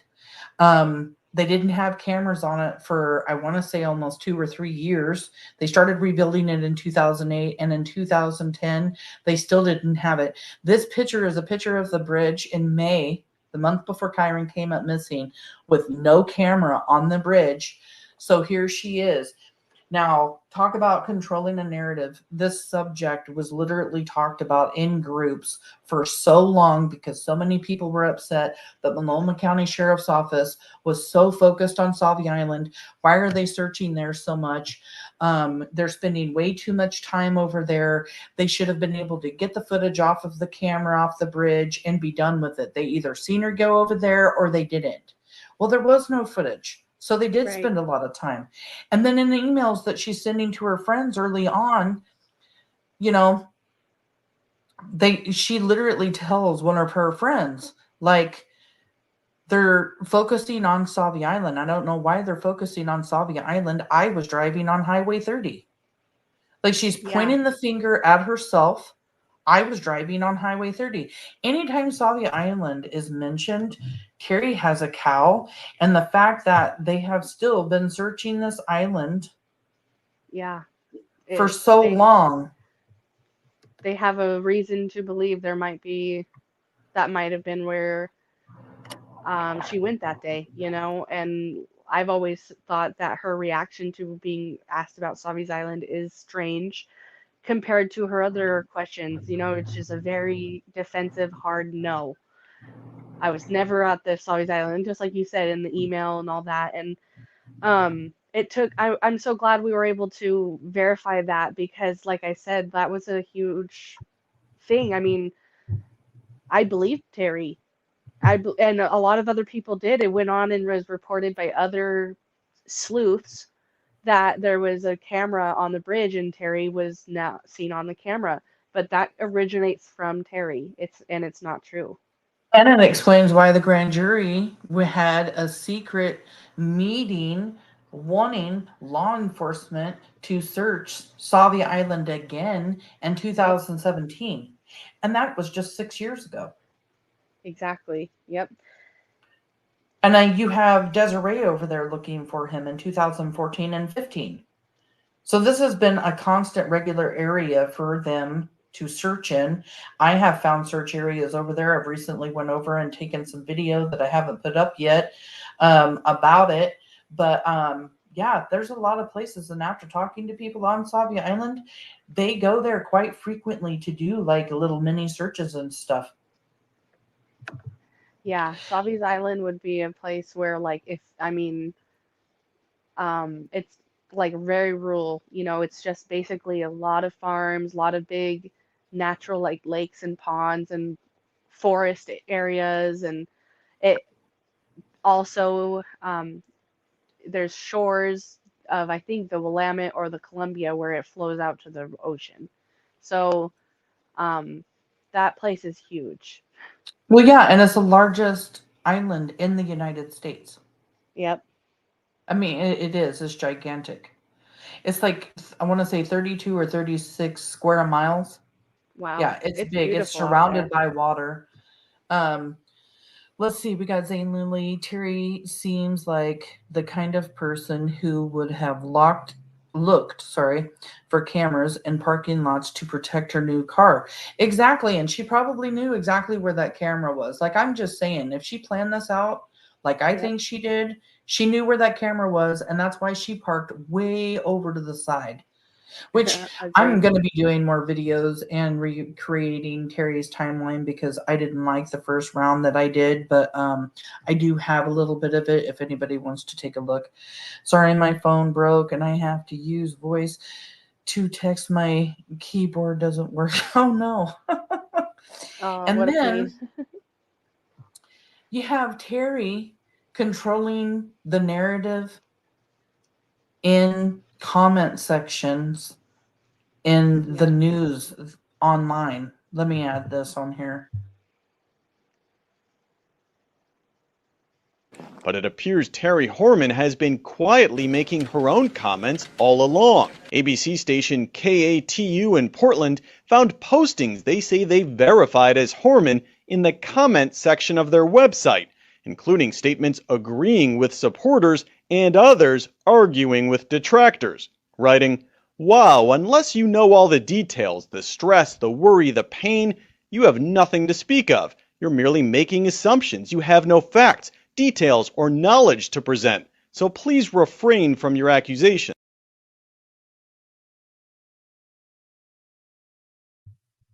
Like, just wow. Your stepson's missing, and her most important thing that she thinks that she needs to do is start emailing people, getting in the comment section on these news sites. She literally, in the very beginning, I mean, those emails on the 5th and this right here, being in the media, she's seriously trying to control it all. Yeah, she's from the beginning. Kane, Desiree, and even her friends have said that the online blogs that went against her really bugged her, and it doesn't surprise me one bit that she went on commenting on news, these news articles.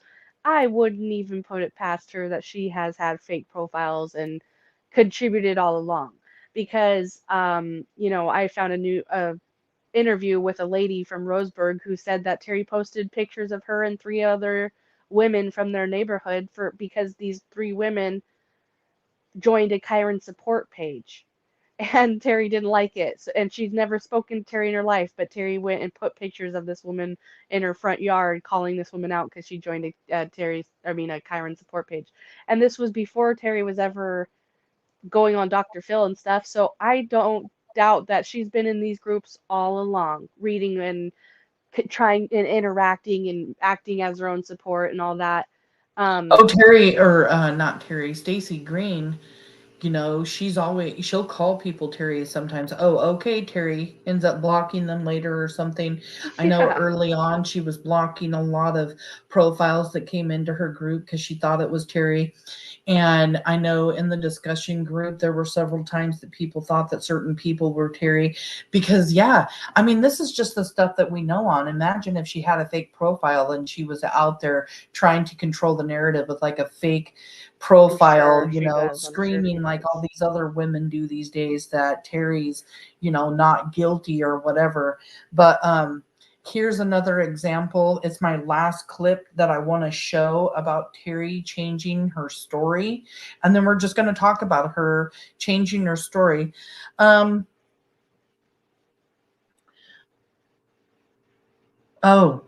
Lilly, I am a local and I have always had a gut feeling about Sauvie Island. Always think of Kyron and feel bad while I'm there. I've always thought about Sauvie Island too. And it's just really strange that seems to be the place where they end back up. I know Desiree's talked about it being broken down to like 100 acres. I don't know where that is, but if you look back at their last searches, they're either on Highway 30 right outside of Sauvie Island or on Sauvie Island. Again, let's show this about her changing her story real quick. Last time she saw him, she was down by the main office and he was here outside his classroom. I think he was coming this way down the hall and she was turning and going the other way. I don't know if it was down the stairs out or out the side door. I can't remember which version of the story it was at the time, which changed a few times. So it did? But it was, going somewhere that way. When did you become suspicious of her? First polygraph results came back. She was very vocal with everyone in the entire house about how it went, how that she failed.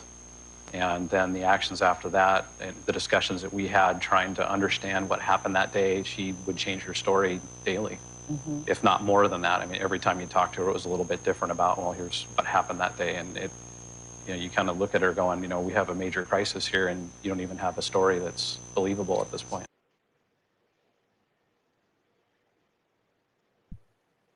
It's just so telling to It is. hear Kane in his own words talk about how many times she changed her story when she was asked how she left the school. And again, when he's talking to Oprah about how many times a day she was changing her story. Sometimes it was several times a day, he said. Changing constantly and sometimes several times a day.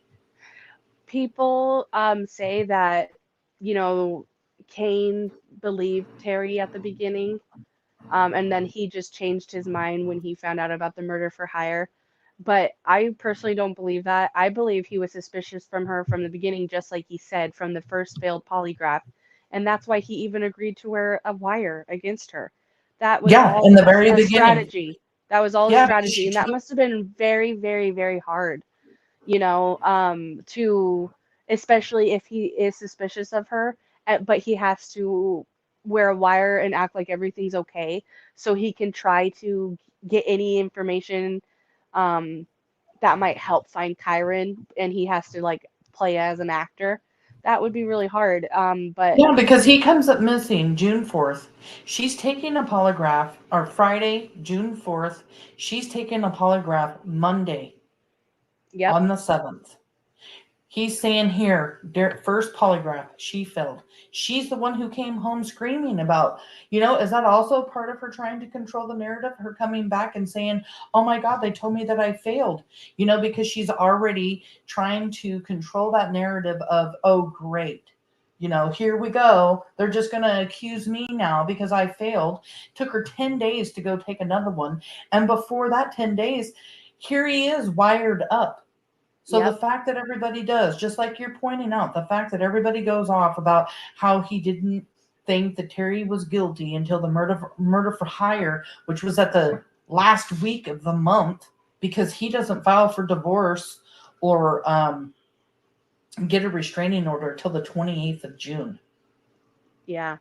And that was just because now he's in fear for his life and his daughter's life. Now that he's like actually sure, like, okay, before he was just suspicious, now he's like, I'm damn sure.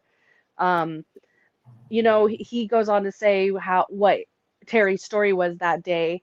And on Dr. Phil, I just will never get over her freaking Dr. Phil, how he was trying to ask what happened. And the last time she saw him, where was she and where was he? And she goes on to explain, just like Kane says here, and that we've all heard before, that they were downstairs and they had the race up the separate staircases. Kyron went up the staircase nearest to the office in the middle of the school, and Terri went up the staircase on the far east side of the school by the gym. And when she got to the top of the staircase, Kyron he had beat her up the staircase, and he was already almost to his classroom door. And Dr. Phil asked her that like 5 times in a row. He was almost to his door. Yes. The last time you saw him, he was almost to his door. Yes, that's right. But then he puts on his little screen a depiction of the school. And there's a spot on the main staircase, and it says where Terri last sees Kyron. And because she knows she's caught in a lie, because he had asked her 5 times before, the last time you saw Kyron, he was almost to his door. Now she says, well, that depiction is correct. That's where I'm standing.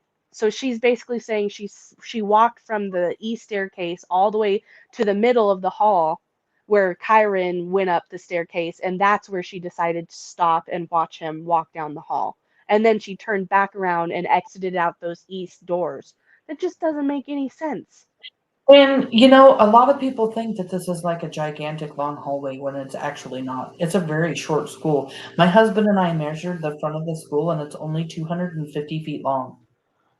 Ah, I see. Yeah. It really is not very big.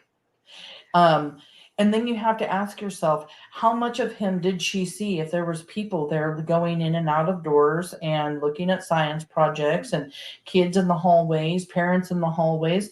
Like, I just that's what I find strange about her whole encounter, that she saw Kyron get to his classroom or whatever, because there's people in that hallway. Yes. You're not going to see him well. No, not well. And Kane even says, like, you know, he says on Dr. Phil when he's talking about this same situation here that she changes her story and there's people in this hallway. He says it's something like 50 to 75 feet from where Terri says she sees him to where she was standing to where he was standing allegedly. And he was almost to his classroom door, and again, he never made it back to his classroom door. So in a span of like 5 feet, he disappeared. Like he was headed back to his classroom and then never made it, but she says he was Well, what almost I to his classroom also door. what I also find that's strange is that it's written in the book that he runs into Tanner while he's going up the stairwell at that particular moment. So how did he beat Terri up the stairs if he stopped and had a conversation with Tanner? Yeah, exactly, right? Yeah. I think it's really strange. Because, you know, two kids, they meet each other in the hallway or meet each other in a stairwell. It's not going to be like a really super, super quick conversation. Like, you know, you're going to talk to your friend for a minute. I don't know. Did she make it up the stairwell before he did? Well, Tanner, you know, before him, and then like was walking over to the stairwell where he was supposed to be coming up because she hadn't seen him yet. And then he comes up right there. I mean, and this is all just going by the fact that if she's even telling the truth of how this even happened. Exactly. I find the whole story about we raced up the stairs like we always do. It was a little game. Well, why would Kyron want to play a game where he always won? I mean, I'm just going to say that. Right, yeah. It just doesn't make sense. Cute, but something about the whole damn thing just doesn't make sense. It's just like one more story that she tells to try to make herself look like a good mom, because we play this game all the time. We're just playing this game, and he runs up the stairs and I run up the stairs. It just doesn't make any sense. On Dr. Phil, when Desiree was talking about what Terri told Desiree said at first, Terri said she went up the main staircase. But then she changed her story when the police confronted her, saying that this doesn't make sense. Then she said she went up the east staircase. So that was the second version of events, or something like that. And is it because there were witnesses that were telling police, no, I saw her walk through the parking lot? And so she was like, okay, I did have to leave out that east staircase, but I don't know. When Tanner was saying that he saw Kyron in that stairwell there, he does say in that same interview, he never made it to class. I never saw him again, and he never made it back to class. So he never made it to class, like, to get divided into those groups. And like I said in the beginning of the live, I believe it's because Terri told him to go up those staircases alone for some reason. And that is why Tanner saw him alone. I don't know for certain, but yeah, the fact that she's changed her story, and Kane and Desiree and even Tony have came out and said that she has changed her story. I've gotten several different versions of events. Desiree saying that Terri never even told her she went to the grocery store that day. That kind of stuff. It's just... Well, and then you also have, you know, the fact that Tony, he lets everybody know. I mean, he is a detective. He lets everyone know, like, our lives are not our lives anymore. This is not secret. It's going to be public. It just, and she's already throwing a fit about it. Like, she acted like that just bothered her.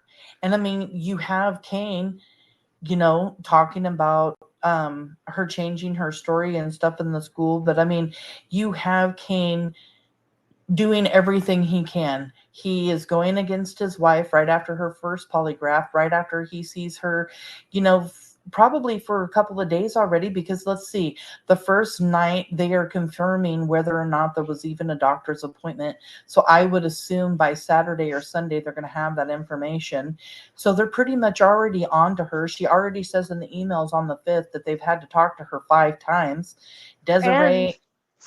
she confirmed in a comment, and yes, she still comments to this day, and somebody asked her about, was the doctor's appointment, was this the same theory from the beginning? Did Miss Porter say this from the beginning, that you said you were taking him to the doctor's and you'd be back? And she said, yes, this is what they thought at the beginning. So, yeah, I mean, so when the police asked Miss Porter... everything. Yeah. Yeah, you have everything he can against his wife, the person he's married to, doing everything he can to find his son, because this is what you do. This is how you act. You will do anything. If I had to flip on my husband, flip on a kid, I'm going to tell the truth no matter what, no matter who gets in trouble. The fact that he's putting on a wire and everything and just doing everything he can. I just think, like you were saying Right. earlier, that he really did know something in the Yes. beginning. And Terry's attitude when she's finding out from Tony, we're all going to be under the suspicion for a minute till they figure out who's guilty and not guilty. Kane and Desiree spoke about everybody was a suspect in the beginning. They were told that everybody was going to be a suspect. So they looked at everyone, but she's the only one. Poor Terri. Poor me. Oh my God, I failed a polygraph. Oh my God, I'm emailing. Who didn't put up a picture of Kyron on her Facebook in the beginning. She left her picture up of Kiara. She waited, and then she waits 10 days to take her second polygraph test. She's pissed off that people are talking about her in the media. It's just all of these strange and unusual things that she's constantly doing that isn't right, and it seems awkward and strange to be doing when your kid is missing. I'm gonna repost that HLN video that I deleted it. I had to delete it because I needed to edit a little thing out of there, but I'm gonna re-upload that. And yeah, Kane during his interview is saying that it becomes a point where everybody is doing what they can to clear themselves, and she's not. She's clearly not. And they're talking about how they literally had to sit Terri down and try to do like an intervention on her to get her to take that polygraph and go clear herself. And then again, she goes and fails. So, I mean, and she's ranting and raving in between. I'm like, I'm not doing this anymore. I'm not cooperating with anybody anymore. Yes. I'm done. LK here. How could she run upstairs lugging the baby? Exactly. Yeah. Who wants to play a game? Hey, let's race up to the top of the stairs while she's got the baby in her arms. There's stairs in the school. I'm assuming she didn't have a stroller the entire time she was in the school. So she's been, either holding the baby's hand and letting her walk, if she was even walking then. I'm assuming she did. I think she did. There was videos my of her. granddaughter's People 9 months old and she's getting close. So people commented before, because Terri has posted videos of her and Kiara at a performance of Kyron's. It's one of the videos of Kyron. She's standing. And she's standing and she's dancing and she's copying the kids. So she was. People were saying this is a good example that Kiara was a well-behaved child, because she wasn't unruly. Terri wasn't having to tell her to stop or redirect her. She was doing completely fine at that time. So, it looks like she was able to walk and stuff, but she was sick, quote unquote. So who knows? Can anybody here think of any more examples of how you guys feel like she was trying to control the narrative? I know we went over a lot of stuff. Kaylee is looking for something right now. I've already shown all my videos. I've gone through my worksheet. We're just going to sit here and talk for a little bit and see what you guys have to say about everything. Or if you have any questions, feel free to, put them up and let's talk about them. One of my thoughts is a change of the story again is during the interviews that she gave. In one of the first interviews, she said that she pulled over for 30 minutes and rocked the baby to sleep. But in that email she emailed on June 5th to her friend, she said she tried to get the baby to sleep, but it was a no-go, and that's why she went to the gym. Then during Dr. Phil, when she details her whole day, again, she specifically says that she was driving and that she never mentions pulling over and rocking the baby. Or I even think he even asks her and she says no, she was driving and she couldn't get her to sleep. So it's another just change in her story and contradiction that doesn't make sense. Alicia here is saying, and didn't she have a diaper bag? Well, she either had a Yes, diaper bag right. or I don't know if she had one in I there don't or know not. either for sure, but I would assume She could have so kept it as a inside new the mom. truck or something. I mean, if she wanted to, and then run out to go get it. I know my girls, if they're just in somewhere that they're going to be in and out quickly, they don't always bring it in with them. But yeah, she could have had a diaper bag with her too, which actually been spoken about, when Kyron was seen walking around the school by himself, she could have been in the bathroom changing a baby's diaper or something like that, and her still be there at the school during that time. Zane Lilly, another instance of her controlling the narrative might actually be her going to the gym and trying to act normal, like the police told her, and post on Facebook like normal. Yeah, because she did. She posted on Facebook about going to the gym. Kane went to the gym with her once, the time that she did post. The police were telling them to do normal things and everything else. I've actually wondered if Kane went with her to the gym. I mean, he could have gone because he was stressed out and needed to work out because it was their normal routine and he needed to get rid of, some anxiety or whatever. But I also thought maybe he went to the gym to just spend extra time with her away from the house, away from law enforcement, maybe wearing that wire to try to pull more information out of her. If Yeah, he acted like, hey, I'm here for you, let's talk or whatever, if that could have happened. But exactly. Who yeah, knows? trying to appear normal at the gym too while she's showing pictures of people to the people at the gym, stopping a person in the parking lot of the gym, talking to them and showing the picture of Kyron, which was totally out of the norm. These people were acquaintances, but not like best buds. So the fact that she was showing people pictures was just really out of the norm. Yeah, I think her it's going to the gym had more to do with like creating an alibi. I do too. And I think it's interesting because there's a discrepancy between her timeline. She said that she got to the gym at 11:39, and then the book says that the gym has her clocking in at 12:20. And in that email she wrote to her friend on June 5th, she does say that she left at 12:20.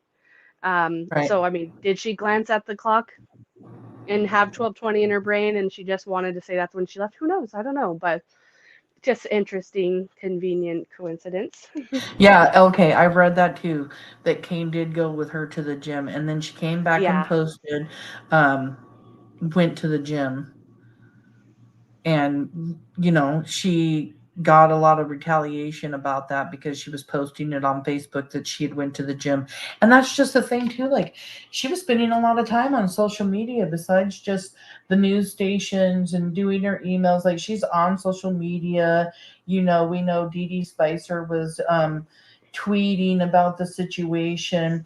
um, I'm sorry, I wouldn't be emailing, I would not be on social media. I may not even get on social media long enough to change my profile picture because I'm going to be beating feet looking for my damn kid. That's going to be right. all what I want to do. In law enforcement, they don't really let the parents like get out there and like go and whatever and search. But if I couldn't go out there and beat feet myself physically, go look for my child, I would do anything and everything that I possibly could from home. So maybe using social media as a tactic to like help find him or like doing the flyers and the t-shirts like they were doing. I'd be so much more involved Mhm. than what it seems like she is. Mhm. And she Exactly. even posted on Facebook, oh, I got flyers, blah, blah, blah. But I've heard that Desiree got those flyers and that she Mm. was the one posting on social media about getting the flyers. I wouldn't be surprised. She was a social media queen, it seemed like. And like I said, all about appearances. And yeah, just all these changes in stories. I another variation in her stories is regarding the custody agreement with her daughter. And that also changed a bunch of times throughout her 2016 interviews. Every time she talked about it, she gave a different answer. And even James, during his interview, gave a different reason that he told her than she ever told any of the other people. So I just don't think Terri can be honest. She's constantly trying to deflect and make herself look better. Right. Even here recently, somebody asked her to, tell us, about Kyron, what the favorite thing was about Kyron that you liked so much, or just something like that. She went on to answer the question, but I mean, she ended up talking about herself like she always does.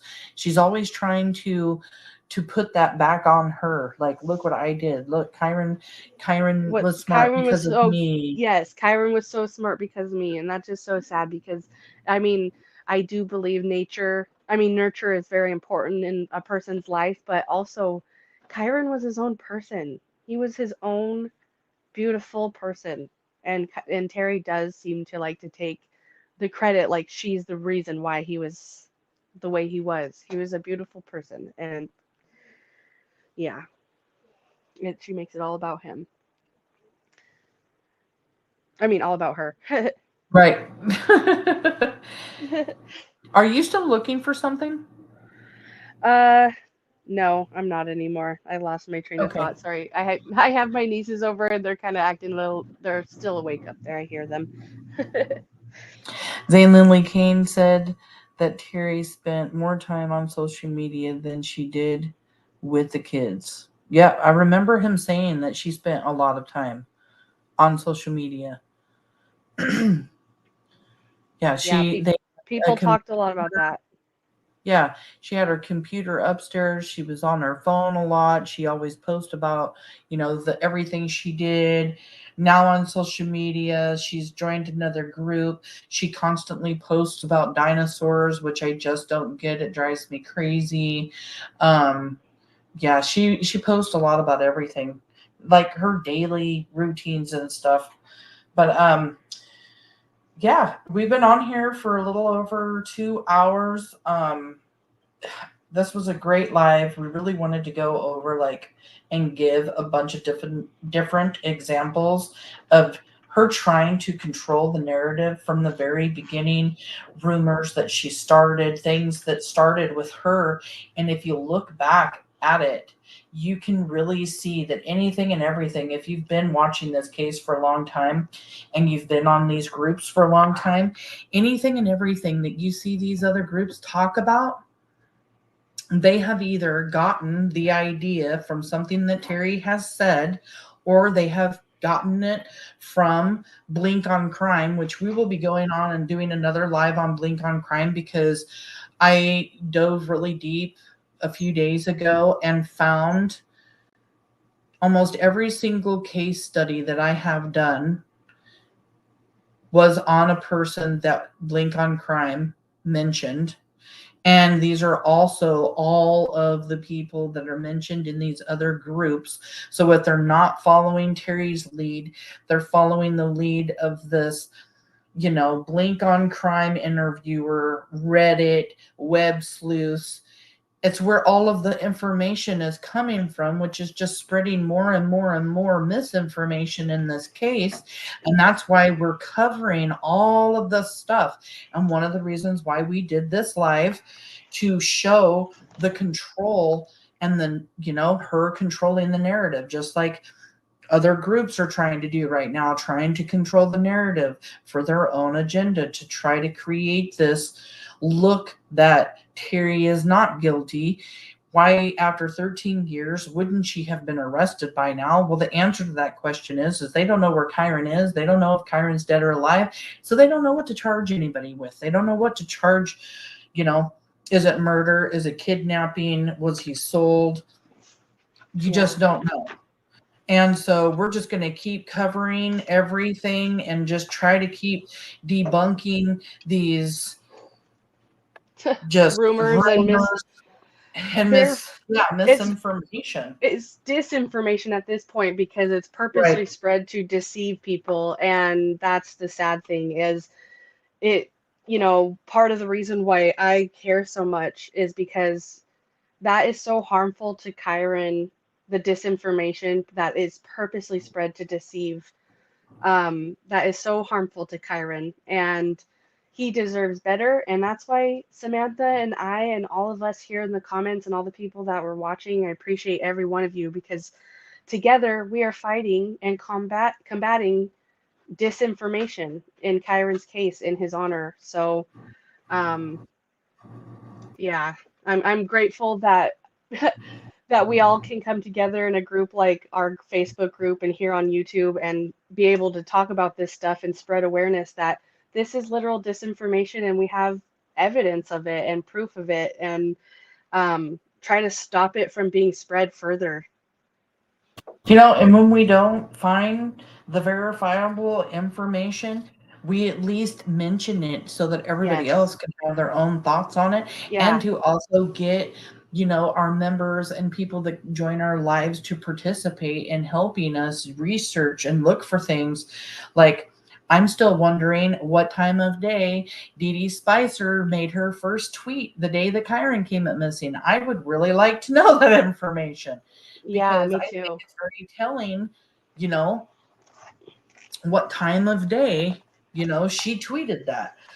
So, yeah, if you guys can think of more examples of her controlling the narrative, let us know. If we can think of a bunch more, we'll have another live on the same thing. I'm never scared to do that, you know. We'll be talking about this over on our Facebook group, Kyron Horman Case Revisited, Discussions and Case Studies.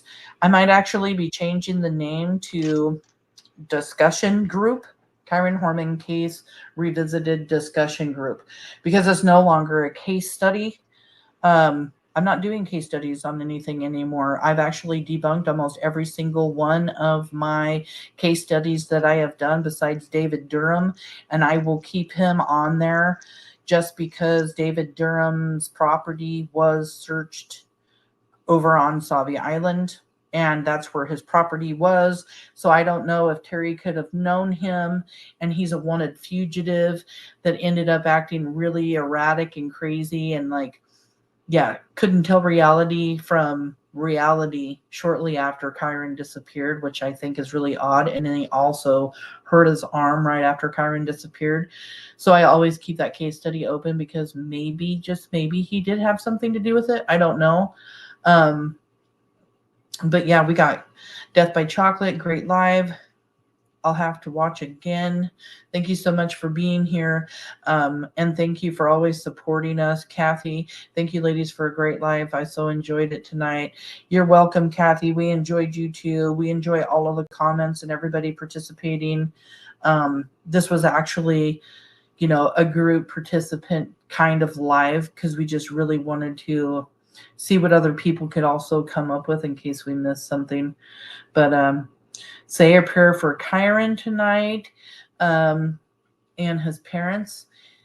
If you have seen anything or did see anything in 2010 when Kyron came up missing, either the day he came up missing or in the surrounding days before or after, anything, no tip is too small.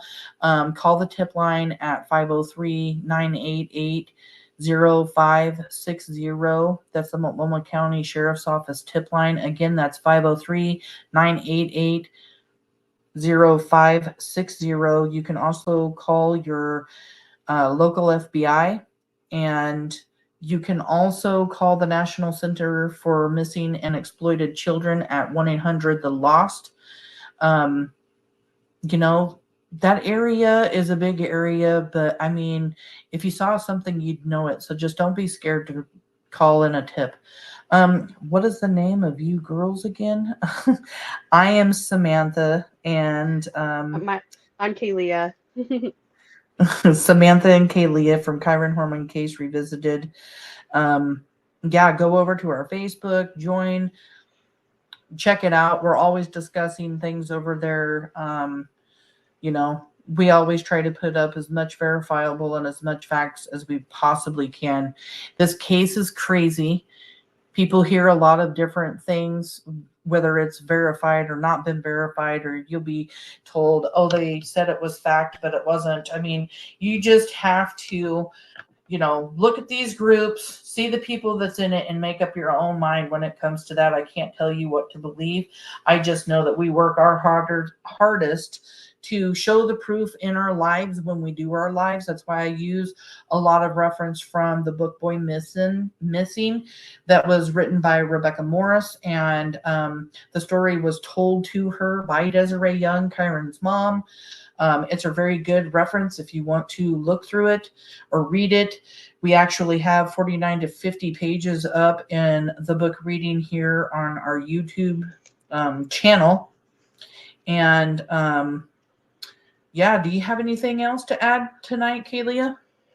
Nope, I'm just glad to be here, and it's awesome to have you guys with us in the live chat. Thank you as always, and I'm sure we'll be back with the part 2 about this eventually, because yeah, there just seems to be a lot, and it's I'm a keeping my fun notes topic. for reference. I'm keeping my notes for reference because I'm like, there's got to be more. We'll find more, I'm sure. All right. Well, love you guys. We'll talk to you guys later. I hope you guys have a wonderful night. Yes. Enjoy your weekend. Have a great weekend, everybody, and thanks again for joining us. See you next time. Good night, Kalia. Night.